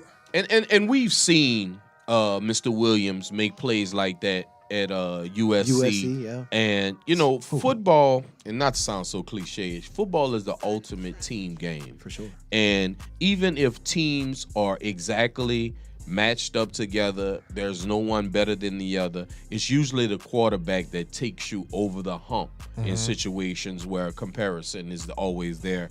And Caleb really showed his mobility and his accuracy on the run, realizing that they were down, I believe, 17. And even honestly, I was almost upset at Ben Johnson because they wasn't running the ball, even though it was only a 2-score game. They didn't work their way coming back with the run. They actually worked their way coming back with the pass. And Caleb really showed that he was the Iceman in that game last night. They did, and just looking across the playoff surface, where we're headed, the direction we're headed, you look at Aaron Rodgers. Now, I know they got a big game currently right now. If y'all checking this show out a couple of weeks, or a few days from now, this will be old news, but I can't wait to see the result of that game because think of Aaron Rodgers with the Jets and then think of him now with the Steelers. Once again, team, coaching. It matters. That all matters. Yes, sir. I'm starting to see coaching matter more and more. That's why I'm confident about Coach Kiffin. I am for that one reason. I didn't feel that fully confident about Coach Kelly. Yeah. I may have been a little comfortable Yeah. because he's a winning coach. He had Coach Frank on his side. That made me a bit comfortable. Coach Harrington. But we don't have like. And this is a sidebar. We'll get back to the NFL in a second. But I just want to stick on the subject of coaching. No Coach Frank Wilson back there. Wasn't able to get Dave Johnson. He had Arizona. Wasn't able to get Jaluk. He had Florida. None of the coaches in the area who recruit exceptionally well known, could get out there and talk to anybody. And I still feel confident. And my confidence is showing in the portal. It's showing for signing day. That means the 3 letters still hold a weight. So now we just needed that. And I know one thing Coach Kiffin can do, y'all, is coach offense. So that's why I view that the way I do. Let's go back to the Jacksonville game. Jacksonville just played Buffalo. I know we talked about for Josh Allen, he has to get this a bust. But I want to talk about this Jacksonville team. Do y'all feel like there are a few pieces away from potentially being in the conversation, at least making it to the AFC Championship again? Because you remember when they had Jalen Ramsey, Leonard Fournette. No, man, that team was good. Yeah. CL, do you feel like this Jacksonville team led by Trevor Lawrence has that potential? Yeah, I honestly, I think they're there right now, to be honest with you. Travis Etienne, I'm a fan of the Etienne brothers, always have been. They're there. I know he's been out for so long, people forget that Travis Hunter is actually on this football team. Oh, yes. Come on now. And we all suffer with injuries, and, unfortunately he didn't make it to the end of the season. One thing about playoffs is that experience matters. For sure. Uber experience matters, and we know Buffalo had the experience to stay in it, just like we knew that who played Carolina? Not Green the Bay. Rams. The Rams. Just like the Rams, you kind of knew the Rams were going to come back on Carolina. Experience plays a tremendous part inside the playoffs. So to answer your question, Fave, I feel like Jacksonville is there right now, and it's just only a moment of time. And especially if people like Patrick Mahomes doesn't come back 100% healthy or come back halfway into the season, it might be too late for them to rally a comeback. So I believe the Jaguars are here to stay. Yeah, I have to agree with him, Chris. I feel like you look at their running game, you look at their defense, particularly on the defensive line. They got cornerbacks, they got a quarterback, and I believe in Coach Liam Cohen. I do think he knows how everywhere he's been, bro. He's done well. I feel the way I feel for him is the same way I feel for Coach Kellen Moore. Right. Guys that have been pretty decent coordinators and could fall into a head coaching job and do a pretty decent job. And they were actually calling Goldilocks a bust. They were actually trying to fixate their mouths to call him a bust until now. Yeah. Now you see, his capability with the right coach. Absolutely. People wasn't sure about my quarterback. They wasn't even sure how to say his name, Tyler Shuck. And now with Coach Moore, he's on the tongue of everybody's mouth. Pause. It was 2 pause moments we had to have on this show, bro. In 2026, that's just what you got. I mean, like, it's just crazy. For sure. All right. So obviously we know that the Bills are going to take on the Broncos. I'm taking the Broncos on that. We're still waiting to see the winner out of Houston and Pittsburgh to see who plays the Patriots. Texas just scored a touchdown. It's 7-3. So now 7-3. I was just looking at it, and I forget who I was listening to, but Christian Kirk. Somebody was telling me that the Super Bowl was going to be the Texans and I think they're saying that the Texans and the Seahawks in the Super Bowl. Yeah, I had Denver and Seahawks in the Super Bowl. I kind of feel like Denver and the Seahawks now. I feel like Denver's gonna take it all the way because I think Coach Payton got the team he needs. We talk about Patrick Surtain earlier being one of the top corners. Shouts out to my bros, my peoples, my West Bank brothers, Vance Joseph, and also you got BT Jordan, led the 2 years in a row, best pass rushing group, and for his sure. defense is playing. So you look at, I mean, the only thing people will probably say, does Bo Nix have the touch to take it all away? You know, he isn't as good as Drake May. Because, I mean, you look at the MVPs right now. It's Sam Bradford. I mean, I'm taking Sam it back. Darnold. No, Matthew Stafford. Stafford. Oh yeah, and I'm tripping. Drake Yeah, May. I mean, MVP, Sam yeah. Darnold's, like, once I'm again, tripping, yeah, coaching, yeah. situation you're in. Sam Darnold, when he was with the Jets versus Sam, like, remember back when we were saying Sam Darnold was seeing ghosts? Oh, for sure. Now he leads the number one team in the NFC. Yeah. Like, it gets that real. So I have faith in those two teams for those reasons. Coach Mike McDaniel's been there before. Sean McVay. I said the wrong coach. Mike McDaniel, who's the head coach in Seattle? Oh, it's Mike McDaniel. Oh, I thought about to say, I know my yeah. Monday brain ain't that messed up. But again, Sean McDermott, I think he's a good coach. Don't get me wrong. He obviously is a decent leader of men. I played for Buffalo before. It's cold out there. It's the ankle bar is pretty good if you want some nice hot wings, but that's about where the buck stop. You know, cats like CL to be straight because he like to shop. They got tons of shops out there, but ain't nothing to get your players up. Look at these Tulane players coming in all happy. They Right. excited. My only thing with Buffalo is that sometimes I think they forget how they got there. We all love Josh Allen. We think he's a tremendous talent. But, you don't take the ball out of Cook's hand. You roll Cook all the way to the playoffs. Let him take you home. And I get it. Josh Allen, 6'5", Paul Bunyan himself, right? And this is just the year where the window is open for Buffalo to kick the door in and obviously have a situation where they kind of come through for the city of Buffalo. We all know the years of Buffalo not actually winning the championship. This is their time.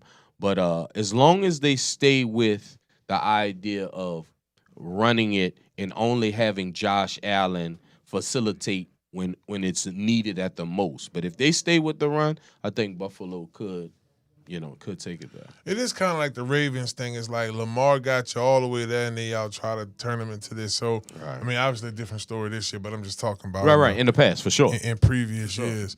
Next segment, y'all, we're going to jump into the Saints, maybe go around the NFL, check out some stuff with, cap space and things of that nature. But, as we wrap this segment, let's do way too early picks, right? We got a couple more weeks. We got a whole another month that has to come before the Super Bowl is here.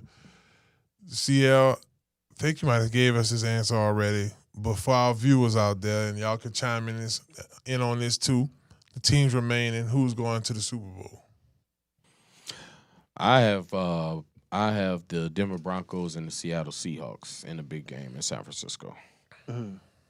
Me, I got the Buffalo Bills and Okay. the Los Angeles Rams. I like that. I like that for the Rams. I do have for a very long time, I had Chicago and Denver, but I'm like, I know the Iceman rolling, but Matthew Stafford the time and the experience, so For sure. I'm thinking the Rams and the Broncos. That's my take. And y'all let us know y'all take too, baby. Who y'all got going in the Super Bowl? It will be in San Francisco, if I'm not mistaken, so that'd be crazy if the 49ers do happen to slide in the Super Bowl. Not likely, but it could happen. They've been there before. Yeah. And they didn't tell themselves they ain't going to go there no more. Shouts out to Soldier Slim. Rest in peace, R.I.P. Soldier Slim.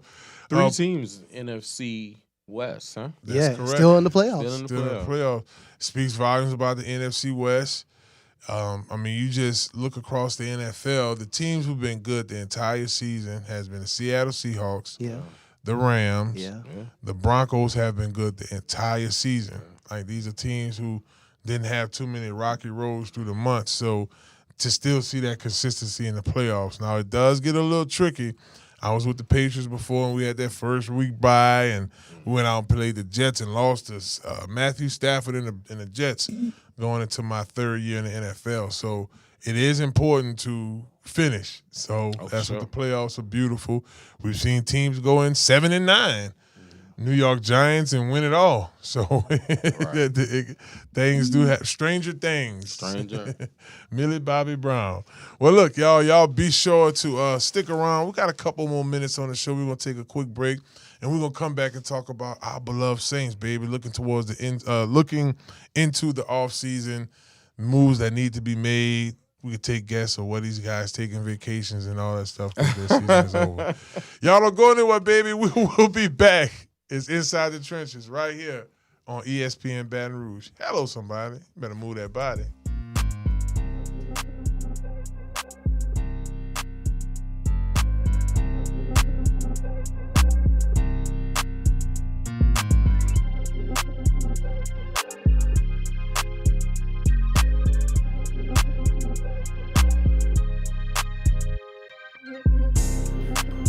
Inside the Trenches.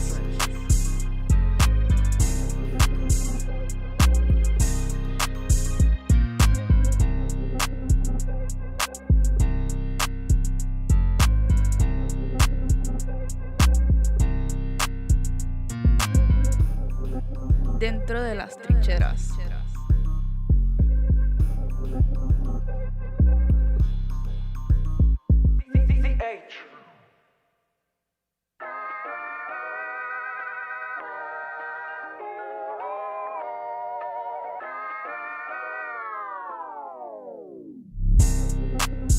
Inside the trenches.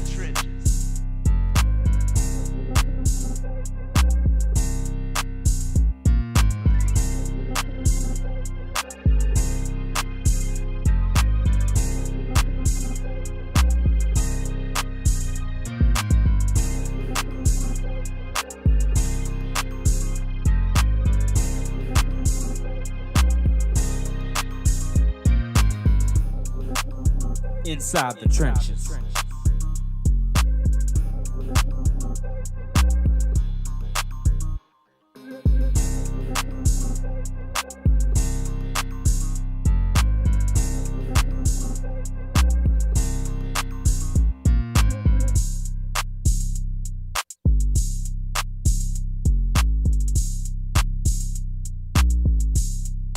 Dentro de las trincheras.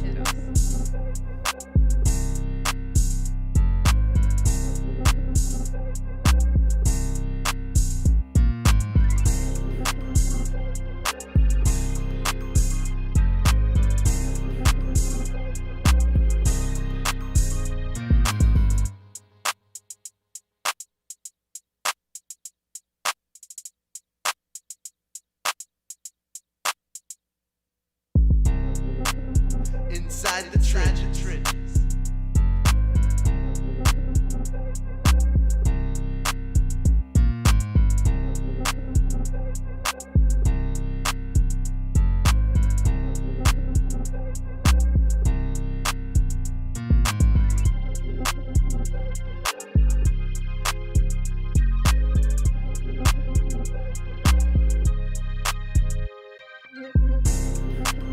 Inside the Trenches.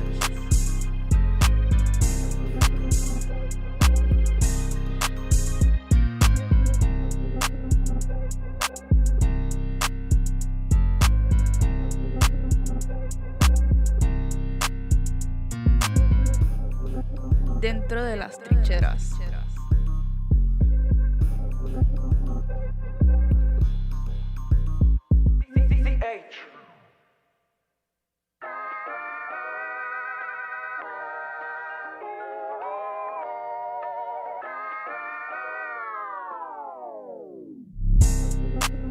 Inside the trenches.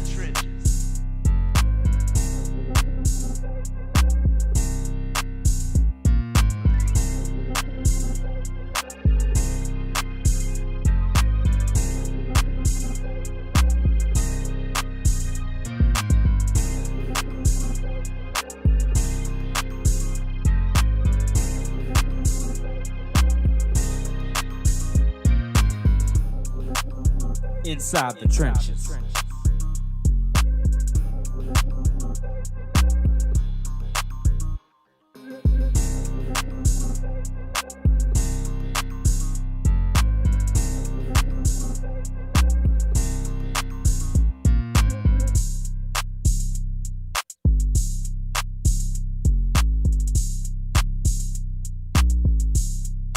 Dentro de las trincheras.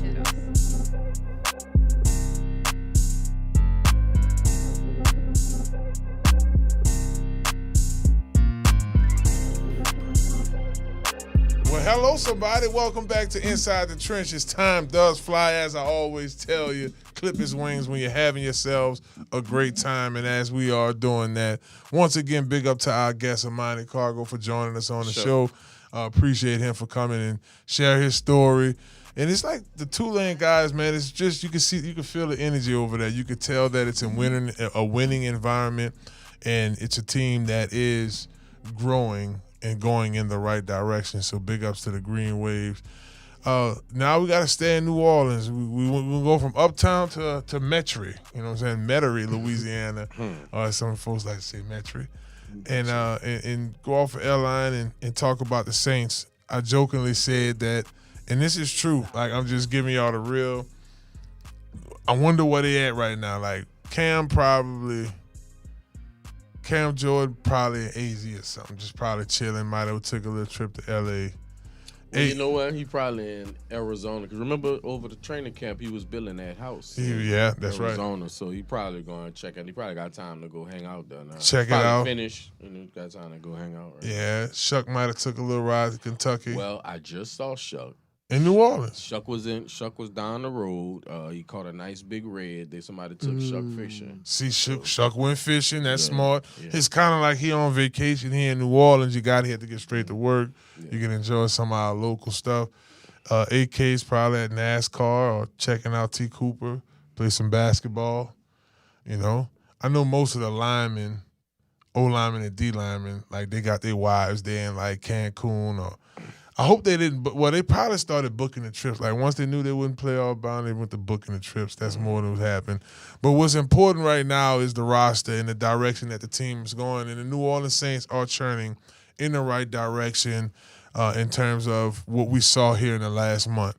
You're only as good as your last game. Damn, that wasn't a good one because they did lose the last game. You're only as good as your last few games. Let's go ahead and make it about. Or you're only as good as the last month. So. Let's look at this team. Last week we talked about the different areas we needed to go in terms of the draft. Like, man, I think we should draft this player. I think we should draft that player. I wanted to take a look into what comes first, and that's free agency. Right. Right now, I think roughly the Saints are about maybe $18 million over the cap. Yeah, 18.6. $18.6 million over the cap. Now, this is before any cuts. Yeah. Obviously, there's going to be a lot of cuts. Don't know what are going to be the main departures, but I can sense that, there are probably going to be some chairs moved around on the offensive line. Oh, for sure. My question is, and I was listening to Cam Jordan. I'll come to you first, CL, and he was doing his last locker room interview with WWL, and he talked about how almost this team rejuvenated his thought process of what he wants to do. Seems like he wants to come back to New Orleans another year. If the case does change where he doesn't sign back, and I know if the price is right, he'll come right back on the other end, like upper level management, like if I don't like to throw around the word pay cut, but maybe fit to find the right fit, right? I think when you look at it from that perspective, y'all, that could make things work out. But, I mean, CL, you're looking at a dude who would look attractive on the open market based off his production in the last 2 years.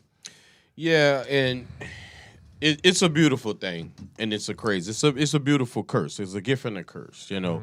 We know Cam is up there in age. But then this year, he showed that age wasn't nothing but a number as he gets 10.5 sacks in a downtrodden season. He was already on a league minimum deal with $6 million incentives, which he actually hit every one of them. So he was able to get the $6 million incentives. At one of his last interviews, he said that was probably half of what he felt like he was worth. So I'm sure we could probably meet in the middle if there is an actual offer out there for him. We've also, I guess we can also tell all the secrets and all the things we hear from training camp. I also remember as he talked to us at training camp about if Arizona gave him a nice deal, he wouldn't have a problem taking that deal. Obviously him building a house out there, what have you. So there's options around. I'm not against anything because for me, at the right price, I can bring a lot of people back at the right price. But it's always about the right price. Yeah, price is everything. Chris, when you look at, I know we're talking about Cam here. When you look at, from an offensive perspective, building around Shuck, it's safe to say we got ourselves a franchise quarterback or somebody we can build around. For sure. That's not an area the Saints have to say, man, we got to draft us a quarterback this year. They got their guy. Is it bringing in another running back in free agency, or is it bringing in another veteran receiver? Combination of both, or area we talk about a lot on the O-line and where? And honestly, why not all the above? I like that. I like that. Why not all the above? Come on. I think we could definitely get a good O-line like further down in the draft, maybe like second, third round for sure. Or even get some good guards in free agency. Yeah. And in the draft, I would definitely preferably have us take a running back, maybe Jeremiah Love, or wide receiver Carnell Tate in the first round. I saw some mock drafts saying that we could potentially get the safety from Ohio State, Caleb Downs. I'm not opposed to that either, but I definitely want to work more on the offensive side of the ball first than the defensive side of the ball. Still plugging some pieces, of course, defensively, but I want to work on the offense first because I think the defense will be just fine. Yeah, no doubt. Well, I'm not mad at that thought process as well. And as many times as I've give praise to Mr. Love out of Notre Dame, we're not the only ones that thinks he's awesome, right? Yeah. So if there's a possibility that we don't get him, there's a guy in Penn State, Ketone Allen. Kentron Allen. Ketron Allen, which is the all-time leading rusher for the Nittany Lions. That's And he played with Nick Singleton. Exactly. So, that's a guy that I have my eye on as well, just in case, because I'm like, I prefer to concentrate on the offense this year because I believe Brandon Staley has a tremendous hold on that defense and know he can plug and play. And it kind of seems like LSU and the Saints are kind of going on the same trajectory. We got our quarterbacks. LSU just recently got theirs, as we talked about, if y'all just tuning in. And this has been news all day. The LSU Tigers did get their QB1 and Sam Leavitt here in the transfer portal.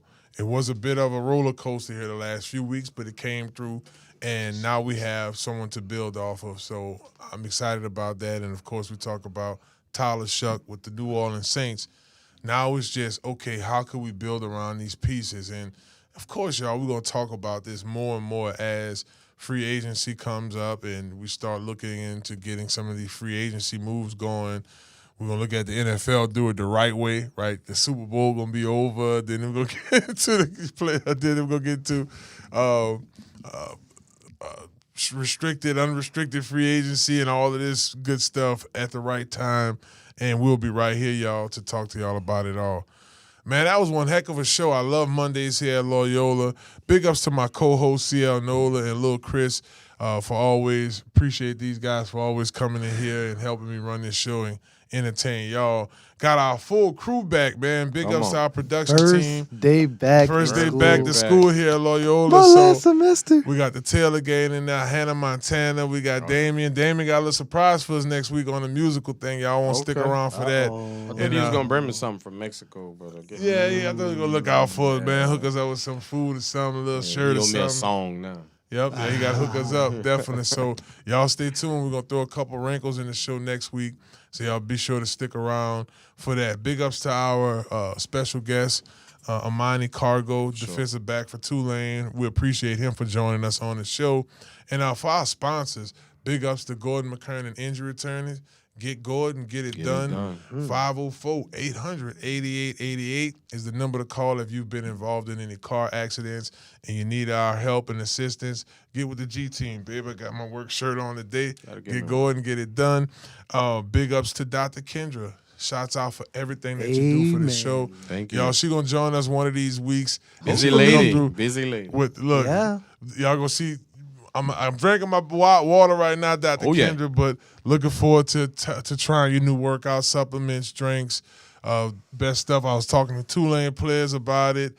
I look forward to having some samples for those guys. It's all about getting better and putting the right nutrition in your body, and you should definitely do that. So visit stillbody.org for more information. And then in a little note, leave it message box. Let them know that you heard about them right here on Inside the Trenches. And last but certainly not least, Conquer Sports. Visit csportspros.com. If you're a defensive tackle, offensive lineman, whatever position you play across the line. If you're an athlete that's looking for recruiting support, we handle really all sports. We do have a niche for football. You can visit csportspros.com to find out about all of that information. And yes, indeed. Well, look, y'all, happy Monday. I hope y'all have a great week. It's carnival season down here, baby. We got parades and all that stuff coming up. King Cake came out last week. We got NFL playoffs, all that good stuff. NBA basketball, Pelicans.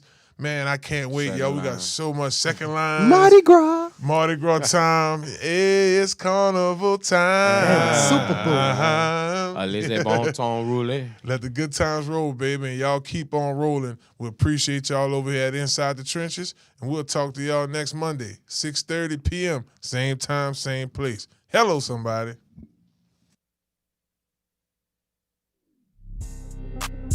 Inside the trenches.